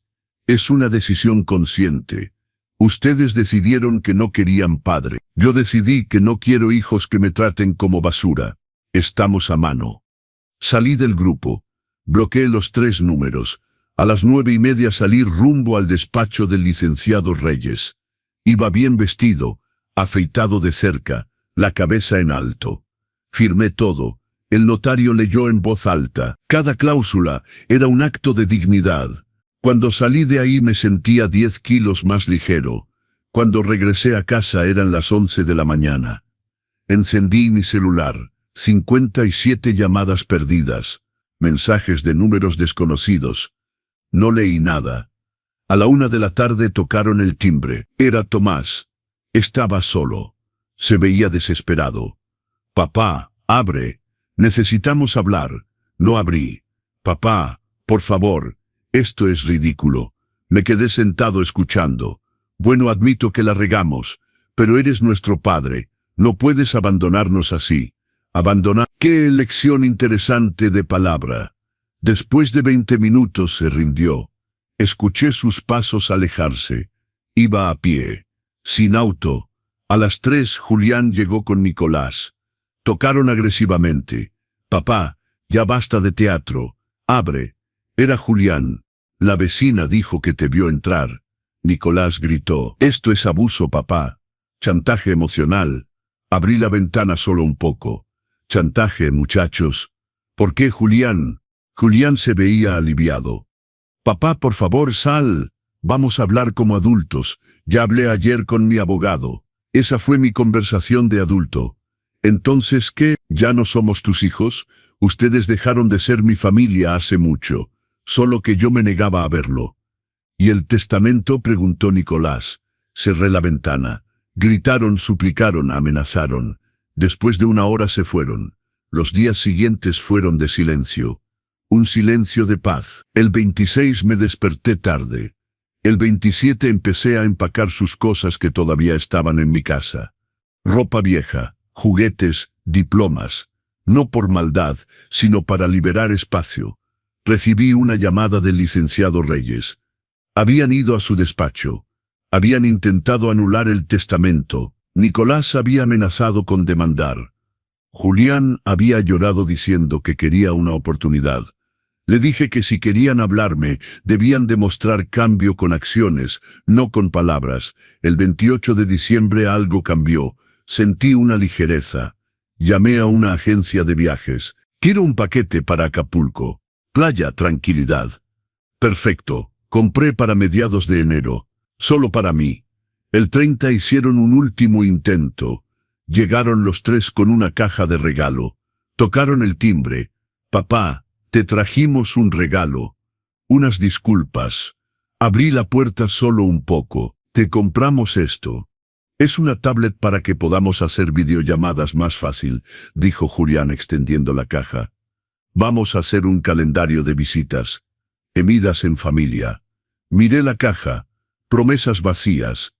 ¿Saben por qué no les creo? Porque tuvieron años para hacer eso, y nunca lo hicieron. Solo están aquí porque les quité los autos y toqué el dinero. Entonces, ¿qué? ¿Quieres que nos arrastremos?, preguntó Nicolás con coraje. No quiero nada. Ese es el problema. Ya no quiero nada de ustedes. Vas a morir solo y amargado, dijo Tomás. Prefiero estar solo que mal acompañado. La soledad que duele es estar con quienes no te ven. Tomé la caja de la tablet. La puse en el piso. Quédense con la tablet. Y quédense con la lección. La gente se cansa. Cerré la puerta. Esa noche me quité mi anillo de matrimonio. Hablé con Rosa en voz alta. Perdóname, mi amor. Tal vez cuidar de ellos significaba enseñarles esta última lección. Los meses pasaron. Fui a Acapulco. Compré ropa nueva. No tuve noticias de ellos. Pero las noticias llegaron. La señora Ramírez, la vecina chismosa, me contó. Aprendí que Tomás se estaba separando. Amelia descubrió que gastaba todo en apuestas deportivas, sitios de apuestas en línea. Perdió mucho dinero. Y sin el auto, sin el padre que lo rescatara, todo se desmoronó. Está bebiendo, supe de Nicolás en el banco. Le debe a todo mundo. El negocio quebró hace mucho. Todo era fachada. Su esposa lo quiere dejar. Supe de Julián, en un café escuchando al mismo amigo que hablaba mal de mí. Julián fue despedido. Error grave en el trabajo. Vivía de apariencias, endeudado. Ahora está desesperado. Mis hijos estaban cosechando lo que sembraron. Sin mi red de seguridad, cayeron en la realidad. Antes de viajar, Amelia vino a verme. Me contó la verdad sobre Tomás, que eran apuestas. Me agradeció por haber dejado de ayudar, porque obligó a que la verdad saliera. Me dejó ver a Miguelito. Viajé. Caminé por la costera. Comí pescado a la talla. Me sentí vivo. Cuando regresé tenía cartas de ellos. Tomás admitía su adicción al juego. Decía que estaba en terapia. Gracias por no haberme rescatado. Necesitaba caer.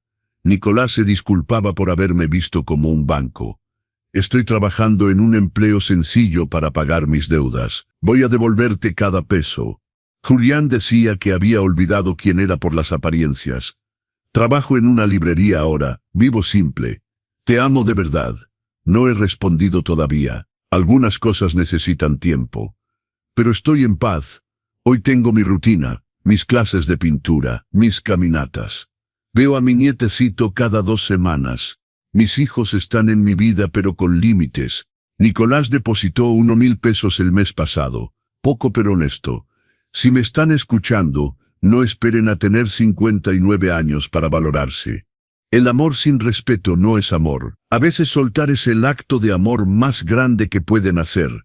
Cené solo esa Nochebuena, pero fue el inicio de mi mejor vida. Si les gustó esta historia, dejen su like y suscríbanse al canal, Los Consejos del Abuelo, para mostrar su apoyo. Díganme en comentarios de qué ciudad nos ven y qué hora es donde están. En pantalla aparecen 2 nuevas historias de vida y una de ellas los va a tocar. Si quieren, pueden apoyarme con un pequeño super thanks. Gracias y hasta muy pronto. Pero antes de cerrar esta historia, quiero compartir algo más. Algo que aprendí en estos meses de soledad transformadora. La verdadera libertad no llega cuando los demás cambian. Llega cuando tú decides que ya no necesitas que cambien. Durante años esperé que mis hijos se dieran cuenta de mi valor. Esperé que reconocieran mis sacrificios. Esperé que el amor que les di les enseñara a amarme de vuelta. Pero estaba esperando algo que no podía controlar. Estaba poniendo mi paz en manos de personas que habían decidido que yo no era una prioridad. Cuando tomé esa decisión en Nochebuena, no estaba castigándolos. Me estaba liberando. Me estaba dando permiso de dejar de sufrir por quienes habían elegido lastimarme. Las primeras semanas fueron difíciles. No voy a mentir. Hubo momentos en que quise llamarlos. Momentos en que pensé, tal vez fui demasiado duro. Momentos en que la costumbre de ser padre sacrificado jalaba más fuerte que mi dignidad recién encontrada. Pero cada vez que sentía debilidad, recordaba las conversaciones que leí, recordaba los desprecios, recordaba la Nochebuena solitaria, y la determinación regresaba. Enero fue el mes más transformador de mi vida. Fui a Acapulco como había planeado. Me hospedé en un hotelito frente al mar. Nada lujoso, pero cómodo. Limpio, con vista al océano. El primer día me senté en la playa y lloré. Lloré por todo lo perdido. Por la familia que nunca fue lo que creí que era. Por los años dedicados a quienes no valoraron ese tiempo. Por Rosa, que no estaba ahí para ver en qué se habían convertido sus hijos. Pero después de llorar, algo cambió. El mar se llevó esas lágrimas y con ellas se llevó el peso. Empecé a caminar por las mañanas, descalzo en la arena, sintiendo el agua fría en los pies, viendo el amanecer sin prisa, sin obligaciones, sin culpa. Conocí gente. Don Pepe, un señor de 72 años que vendía cocos en la playa, me contó su historia. También había tenido hijos ingratos. También había decidido vivir para él después de años de sacrificio ignorado. La sangre no hace la familia. Don Miguel, me dijo mientras abríamos un coco. La familia la hace quien está cuando más lo necesitas. Conocí a la señora Lupita, dueña del restaurancito donde desayunaba todas las mañanas. Me preparaba mi café como a mí me gustaba. Me preguntaba cómo había dormido. Me trataba con el cariño que mis propios hijos me negaban. Uno se hace familia con quien quiere, mijito, me dijo un día.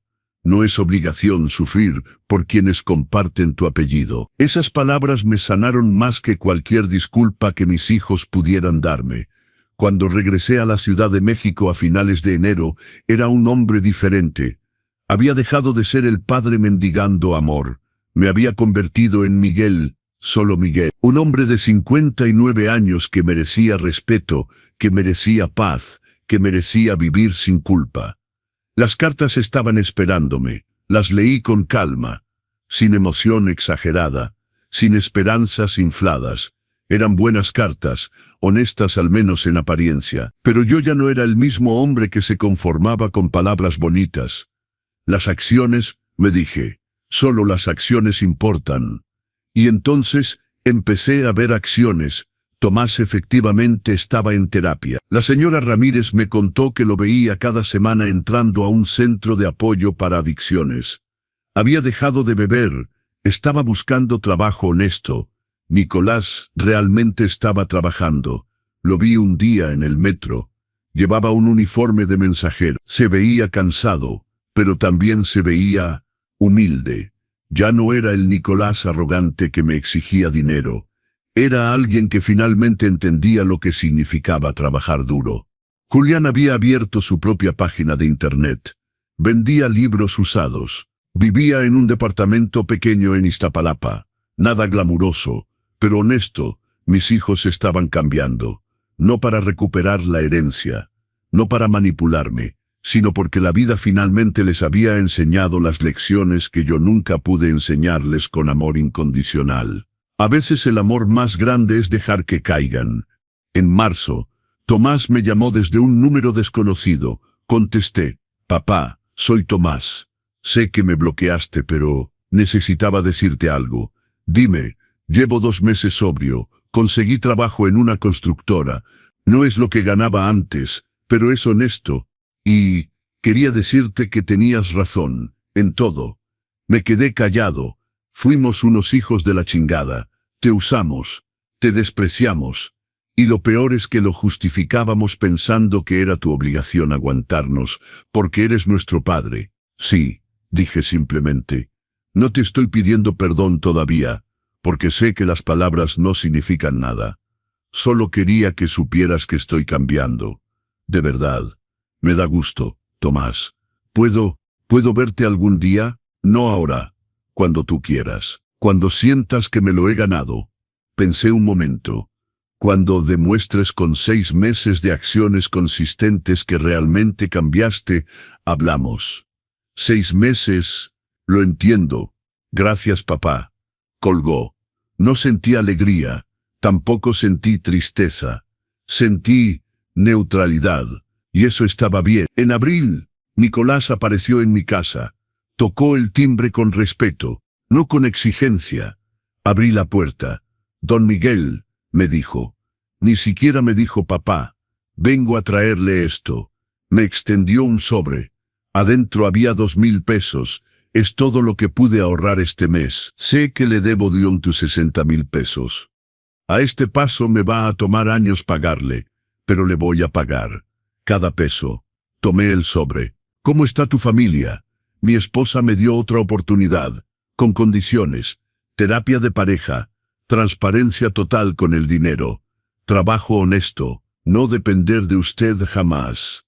Buenas condiciones. Sí, Gracias por haberme cortado, don Miguel. Era lo que necesitaba. Se fue. No hubo abrazo. No hubo lágrimas.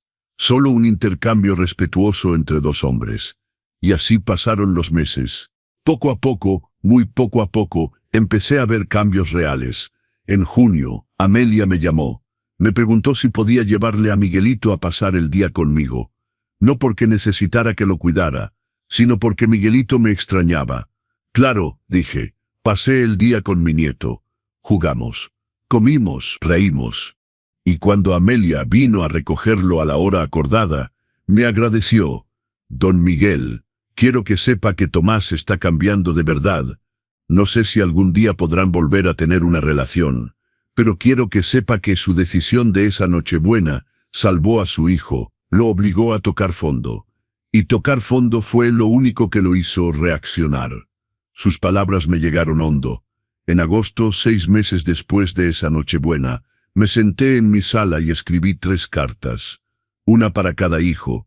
No eran cartas de perdón completo, pero eran cartas de apertura. Les escribí que había visto sus esfuerzos, que reconocía sus cambios, que estaba dispuesto a construir algo nuevo. No la relación de antes. Esa había muerto, pero tal vez algo diferente. Algo basado en respeto mutuo, en límites claros, en acciones más que palabras. Les propuse vernos una vez al mes. Solo eso, una comida, donde pudiéramos hablar como adultos, donde ellos pudieran demostrar que los cambios eran permanentes. Aceptaron. La primera comida fue incómoda. Nadie sabía bien qué decir. Había tanto dolor no procesado, tanto resentimiento, tanta historia. Pero comimos, conversamos civilizadamente. Y cuando terminó, cada quien se fue a su casa. Pequeños pasos. La segunda comida fue mejor. Tomás me contó sobre su trabajo. Nicolás me habló de su terapia. Julián me mostró fotos de su pequeña librería. No eran los hijos que yo había criado. Eran hombres nuevos que estaban aprendiendo, tardíamente, lo que significa ser familia. Hoy, casi un año después de esa Nochebuena, mi vida es completamente diferente. Veo a mis hijos una vez al mes. No más, los límites están claros. Si cancelan, no hay siguiente oportunidad ese mes. Si faltan al respeto, la comida termina.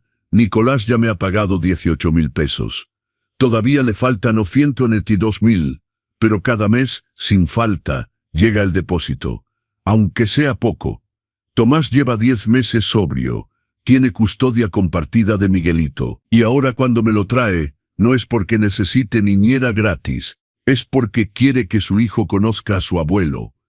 Julián y yo hablamos por teléfono cada 2 semanas, conversaciones cortas, pero genuinas. ¿Los he perdonado completamente? No, el perdón es un proceso, y ellos lo entienden. ¿Cambié mi testamento de vuelta? No. Y no lo haré hasta que demuestre años de cambio consistente. Si es que algún día lo hago. Pero estoy en paz, porque aprendí que la paz no depende de que otros cambien.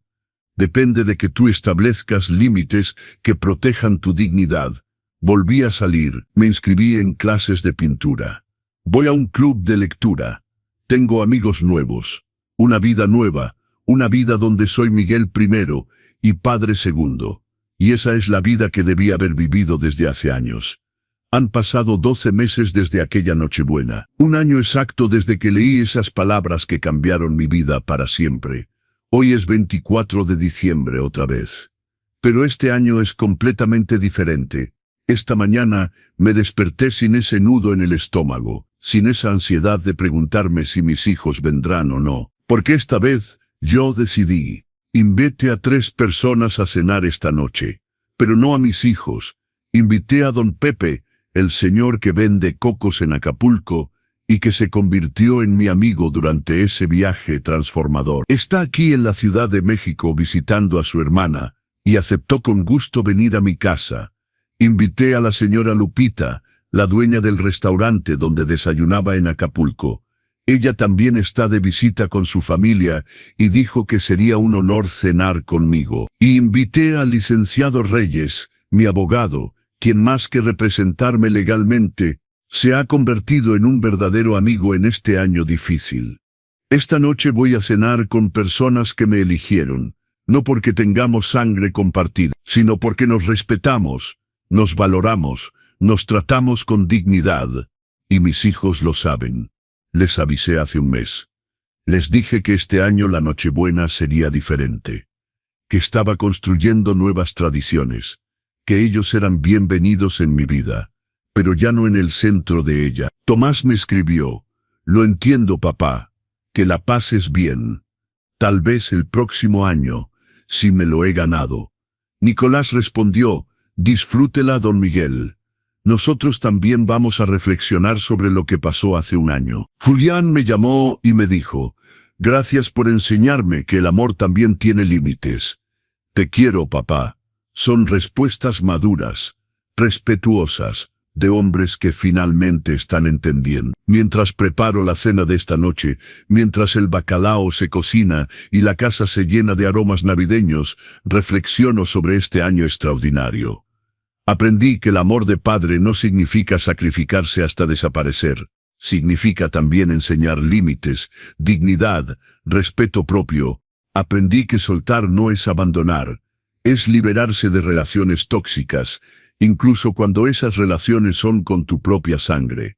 Aprendí que nunca es tarde para empezar de nuevo. A los 59 años, encontré una vida nueva, amistades nuevas, una versión de mí mismo que había olvidado que existía.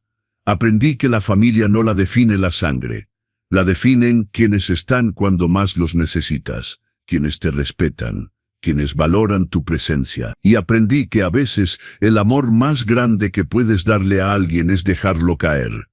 Porque solo tocando fondo aprenden a levantarse solos. ¿Me arrepiento de lo que hice esa Nochebuena? No.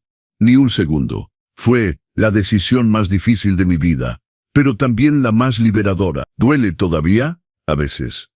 Cuando veo familias felices reunidas, cuando recuerdo a mis hijos pequeños, cuando pienso en todo lo que pudo haber sido diferente. Pero el dolor ya no me paraliza, ya no me define, es solo una parte de mi historia. No toda mi historia. Hoy soy un hombre en paz, un hombre que duerme tranquilo, que se mira al espejo y se respeta, que no mendiga amor, que no acepta migajas de afecto. Mis hijos están reconstruyendo sus vidas, y yo estoy feliz por ellos, genuinamente feliz, porque su crecimiento, aunque tardío, demuestra que todavía hay esperanza. Pero su crecimiento ya no es mi responsabilidad. Ya no cargo con la culpa de sus decisiones, ya no me sacrifico para salvarlos de sí mismos. Son adultos, y los adultos aprenden de las consecuencias. Esta tarde, mientras ponía la mesa, pensé en Rosa, mi Rosa, la mujer que amé con todo mi corazón, la madre de mis hijos. Mi amor, le dije en voz alta. Creo que finalmente lo entendí. Criar hijos no es solo darles todo. Es también enseñarles que el amor tiene límites, que el respeto no es opcional, que la familia se construye con acciones, no con palabras. Y sentí paz, porque sé que Rosa estaría orgullosa del hombre en que me convertí después de tocar fondo. El timbre suena. Es don Pepe, el primero en llegar. Trae una botella de mezcal y una sonrisa enorme. Don Miguel, mi hermano, feliz Nochebuena. Lo abrazo. Un abrazo verdadero, de esos que nacen del cariño genuino, no de la obligación familiar. Minutos después, llega la señora Lupita con su nieta. Trae tamales oaxaqueños que preparó ella misma. Para complementar su cena, don Miguel, nadie debería cenar sin tamales en Nochebuena. El licenciado Reyes es el último en llegar. Trae vino y un regalo envuelto. No debió traer nada, licenciado. No es nada, don Miguel. Solo un pequeño detalle para el hombre que me enseñó que nunca es tarde para defender tu dignidad. Nos sentamos a la mesa, los cuatro, y la conversación fluye. Risas genuinas, historias compartidas, conexión real. No hay celulares en la mesa, no hay excusas para irse temprano, no hay indiferencia disfrazada de cortesía. Solo hay personas que eligieron estar aquí, que valoran este momento. que me ven como alguien valioso, no como una carga. Durante la cena, don Pepe levanta su copa. Un brindis por don Miguel, por el hombre que tuvo el valor de elegirse a sí mismo, por el hombre que nos enseña que la dignidad no tiene edad. Todos levantamos nuestras copas. Por la dignidad, dice la señora Lupita. Por los nuevos comienzos, añade el licenciado Reyes. Por la familia que elegimos, digo yo, y brindamos. Y en ese momento, rodeado de estas personas maravillosas, me doy cuenta de algo hermoso. No estoy solo, nunca estuve solo. Solo estaba rodeado de las personas equivocadas. Después de cenar, mientras tomamos café y comemos las galletas navideñas que preparé, mi celular vibra. Es un mensaje del grupo familiar. Sí, volví a unirme hace 3 meses, pero con nuevas reglas, con límites claros. Es un mensaje conjunto de mis 3 hijos. Papá, sabemos que estás cenando con tus amigos. Solo queríamos desearte feliz Nochebuena y decirte gracias. Gracias por amarnos lo suficiente como para dejarnos caer. Gracias por enseñarnos, aunque de la manera más dura, lo que significa el respeto. Estamos trabajando en ser los hijos que merecías tener. Tal vez todavía no lo somos, pero estamos intentando. Te queremos, los 3. Leo el mensaje 2 veces. Siento algo en mi pecho. No es el dolor de antes, es algo diferente. Algo parecido a la esperanza cautelosa. Les respondo, gracias muchachos, que pasen una buena noche. Los veo el próximo mes en nuestra comida. Corto y claro, sin drama, sin exigencia. Solo un reconocimiento de que existimos el uno para el otro, pero dentro de límites saludables. Guardo el celular y regreso a mi cena, a mis invitados, a mi nueva vida. La noche continúa con más conversación, más risas. A la medianoche, cuando todos se van, me abrazan con cariño genuino. Gracias por incluirme en su Nochebuena, don Miguel, dice don Pepe. Gracias por abrir su corazón y su casa, dice la señora Lupita. Gracias por recordarme que la ley no es solo contratos y testamentos, sino también justicia humana, dice el licenciado Reyes. Cuando todos se van, me quedo solo en mi casa. Pero no me siento solo. Me siento pleno. Me sirvo una copa de vino. Me siento frente al arbolito navideño. Y reflexiono sobre estos 12 meses extraordinarios. Hace un año estaba sentado en esta misma sala, destruido, humillado, leyendo mensajes que me despedazaban. Hoy estoy sentado aquí entero, digno, rodeado del amor de personas que me eligieron. La diferencia no es pequeña, es abismal. Y todo empezó con una decisión de decir basta, de ponerme primero, de defender mi valor. Si ustedes están escuchando esta historia y se identifican con mi dolor, les digo esto: no esperen a tener 59 años para valorarse. No esperen a una Nochebuena devastadora para establecer límites. No esperen a que el dolor sea insoportable para defenderse. Ustedes valen, su tiempo vale, su amor vale. Y si las personas en su vida, incluso si son familia, no lo reconocen, tienen todo el derecho de alejarse. El amor sin respeto no es amor. Es abuso disfrazado de obligación familiar. Soltar no es cobardía. Es la valentía más grande que existe. Y nunca, nunca es tarde para empezar de nuevo. Yo empecé a los 59. Y estos 12 meses han sido los mejores de mi vida adulta. Mis hijos volverán a ser parte plena de mi vida algún día. No lo sé. Tal vez no. Pero ya no dependo de eso para ser feliz. Ya no necesito su validación para sentirme valioso. Soy Miguel Hernández. Tengo 60 años. Construí una casa con mis propias manos. Crié 3 hijos con todo mi corazón. Me equivoqué amándolos sin límites. Pero aprendí, cambié, crecí. Y hoy, en esta Nochebuena tranquila y hermosa, puedo decir con total honestidad, estoy en paz. Ceno solo cada Nochebuena si es necesario, pero es el inicio de mi mejor vida, porque finalmente entendí que estar solo no es lo mismo que sentirse solo, y que a veces la mejor compañía es la de uno mismo cuando se respeta. A reflexión final para ustedes. Si llegaron hasta aquí, si escucharon toda mi historia, les agradezco de corazón. Sé que no es una historia fácil. Sé que no tiene el final de película que muchos esperaban, donde el Padre perdona completamente y todo vuelve a ser perfecto. Pero la vida real no es así. El perdón es un proceso. La reconstrucción toma tiempo. Y a veces, las relaciones nunca vuelven a ser lo que fueron. Y está bien, porque lo importante no es volver a lo que fue, es crear algo nuevo. Algo más saludable, algo basado en respeto mutuo. Mis hijos y yo estamos en ese proceso. Todavía nos falta camino, pero vamos avanzando, y mientras tanto, yo vivo, disfruto, creo nuevas memorias con nuevas personas, porque merezco ser feliz. Ustedes merecen ser felices, sin importar cuántos años tengan, sin importar cuánto hayan dado, sin importar cuánto duela soltar. La felicidad es posible, la paz es alcanzable, la dignidad es recuperable. Solo necesitan tomar la decisión, como yo la tomé hace un año en esa Nochebuena dolorosa que se convirtió en el inicio de mi liberación. Si esta historia los tocó, los invito a hacer 3 cosas. Primero, dejen su like en este video. Ayuda mucho al canal y nos permite seguir compartiendo historias reales de vida. Segundo, suscríbanse al canal Los Consejos del Abuelo, para no perderse más historias como esta. Historias que enseñan, que sanan, que acompañan. Tercero, compartan en los comentarios. Díganme de qué ciudad de México o de qué país nos están viendo. Cuéntenme qué hora es donde están. Y si se sienten cómodos, compartan si alguna vez han vivido algo similar. Sus historias importan, sus experiencias ayudan a otros a sentirse menos solos.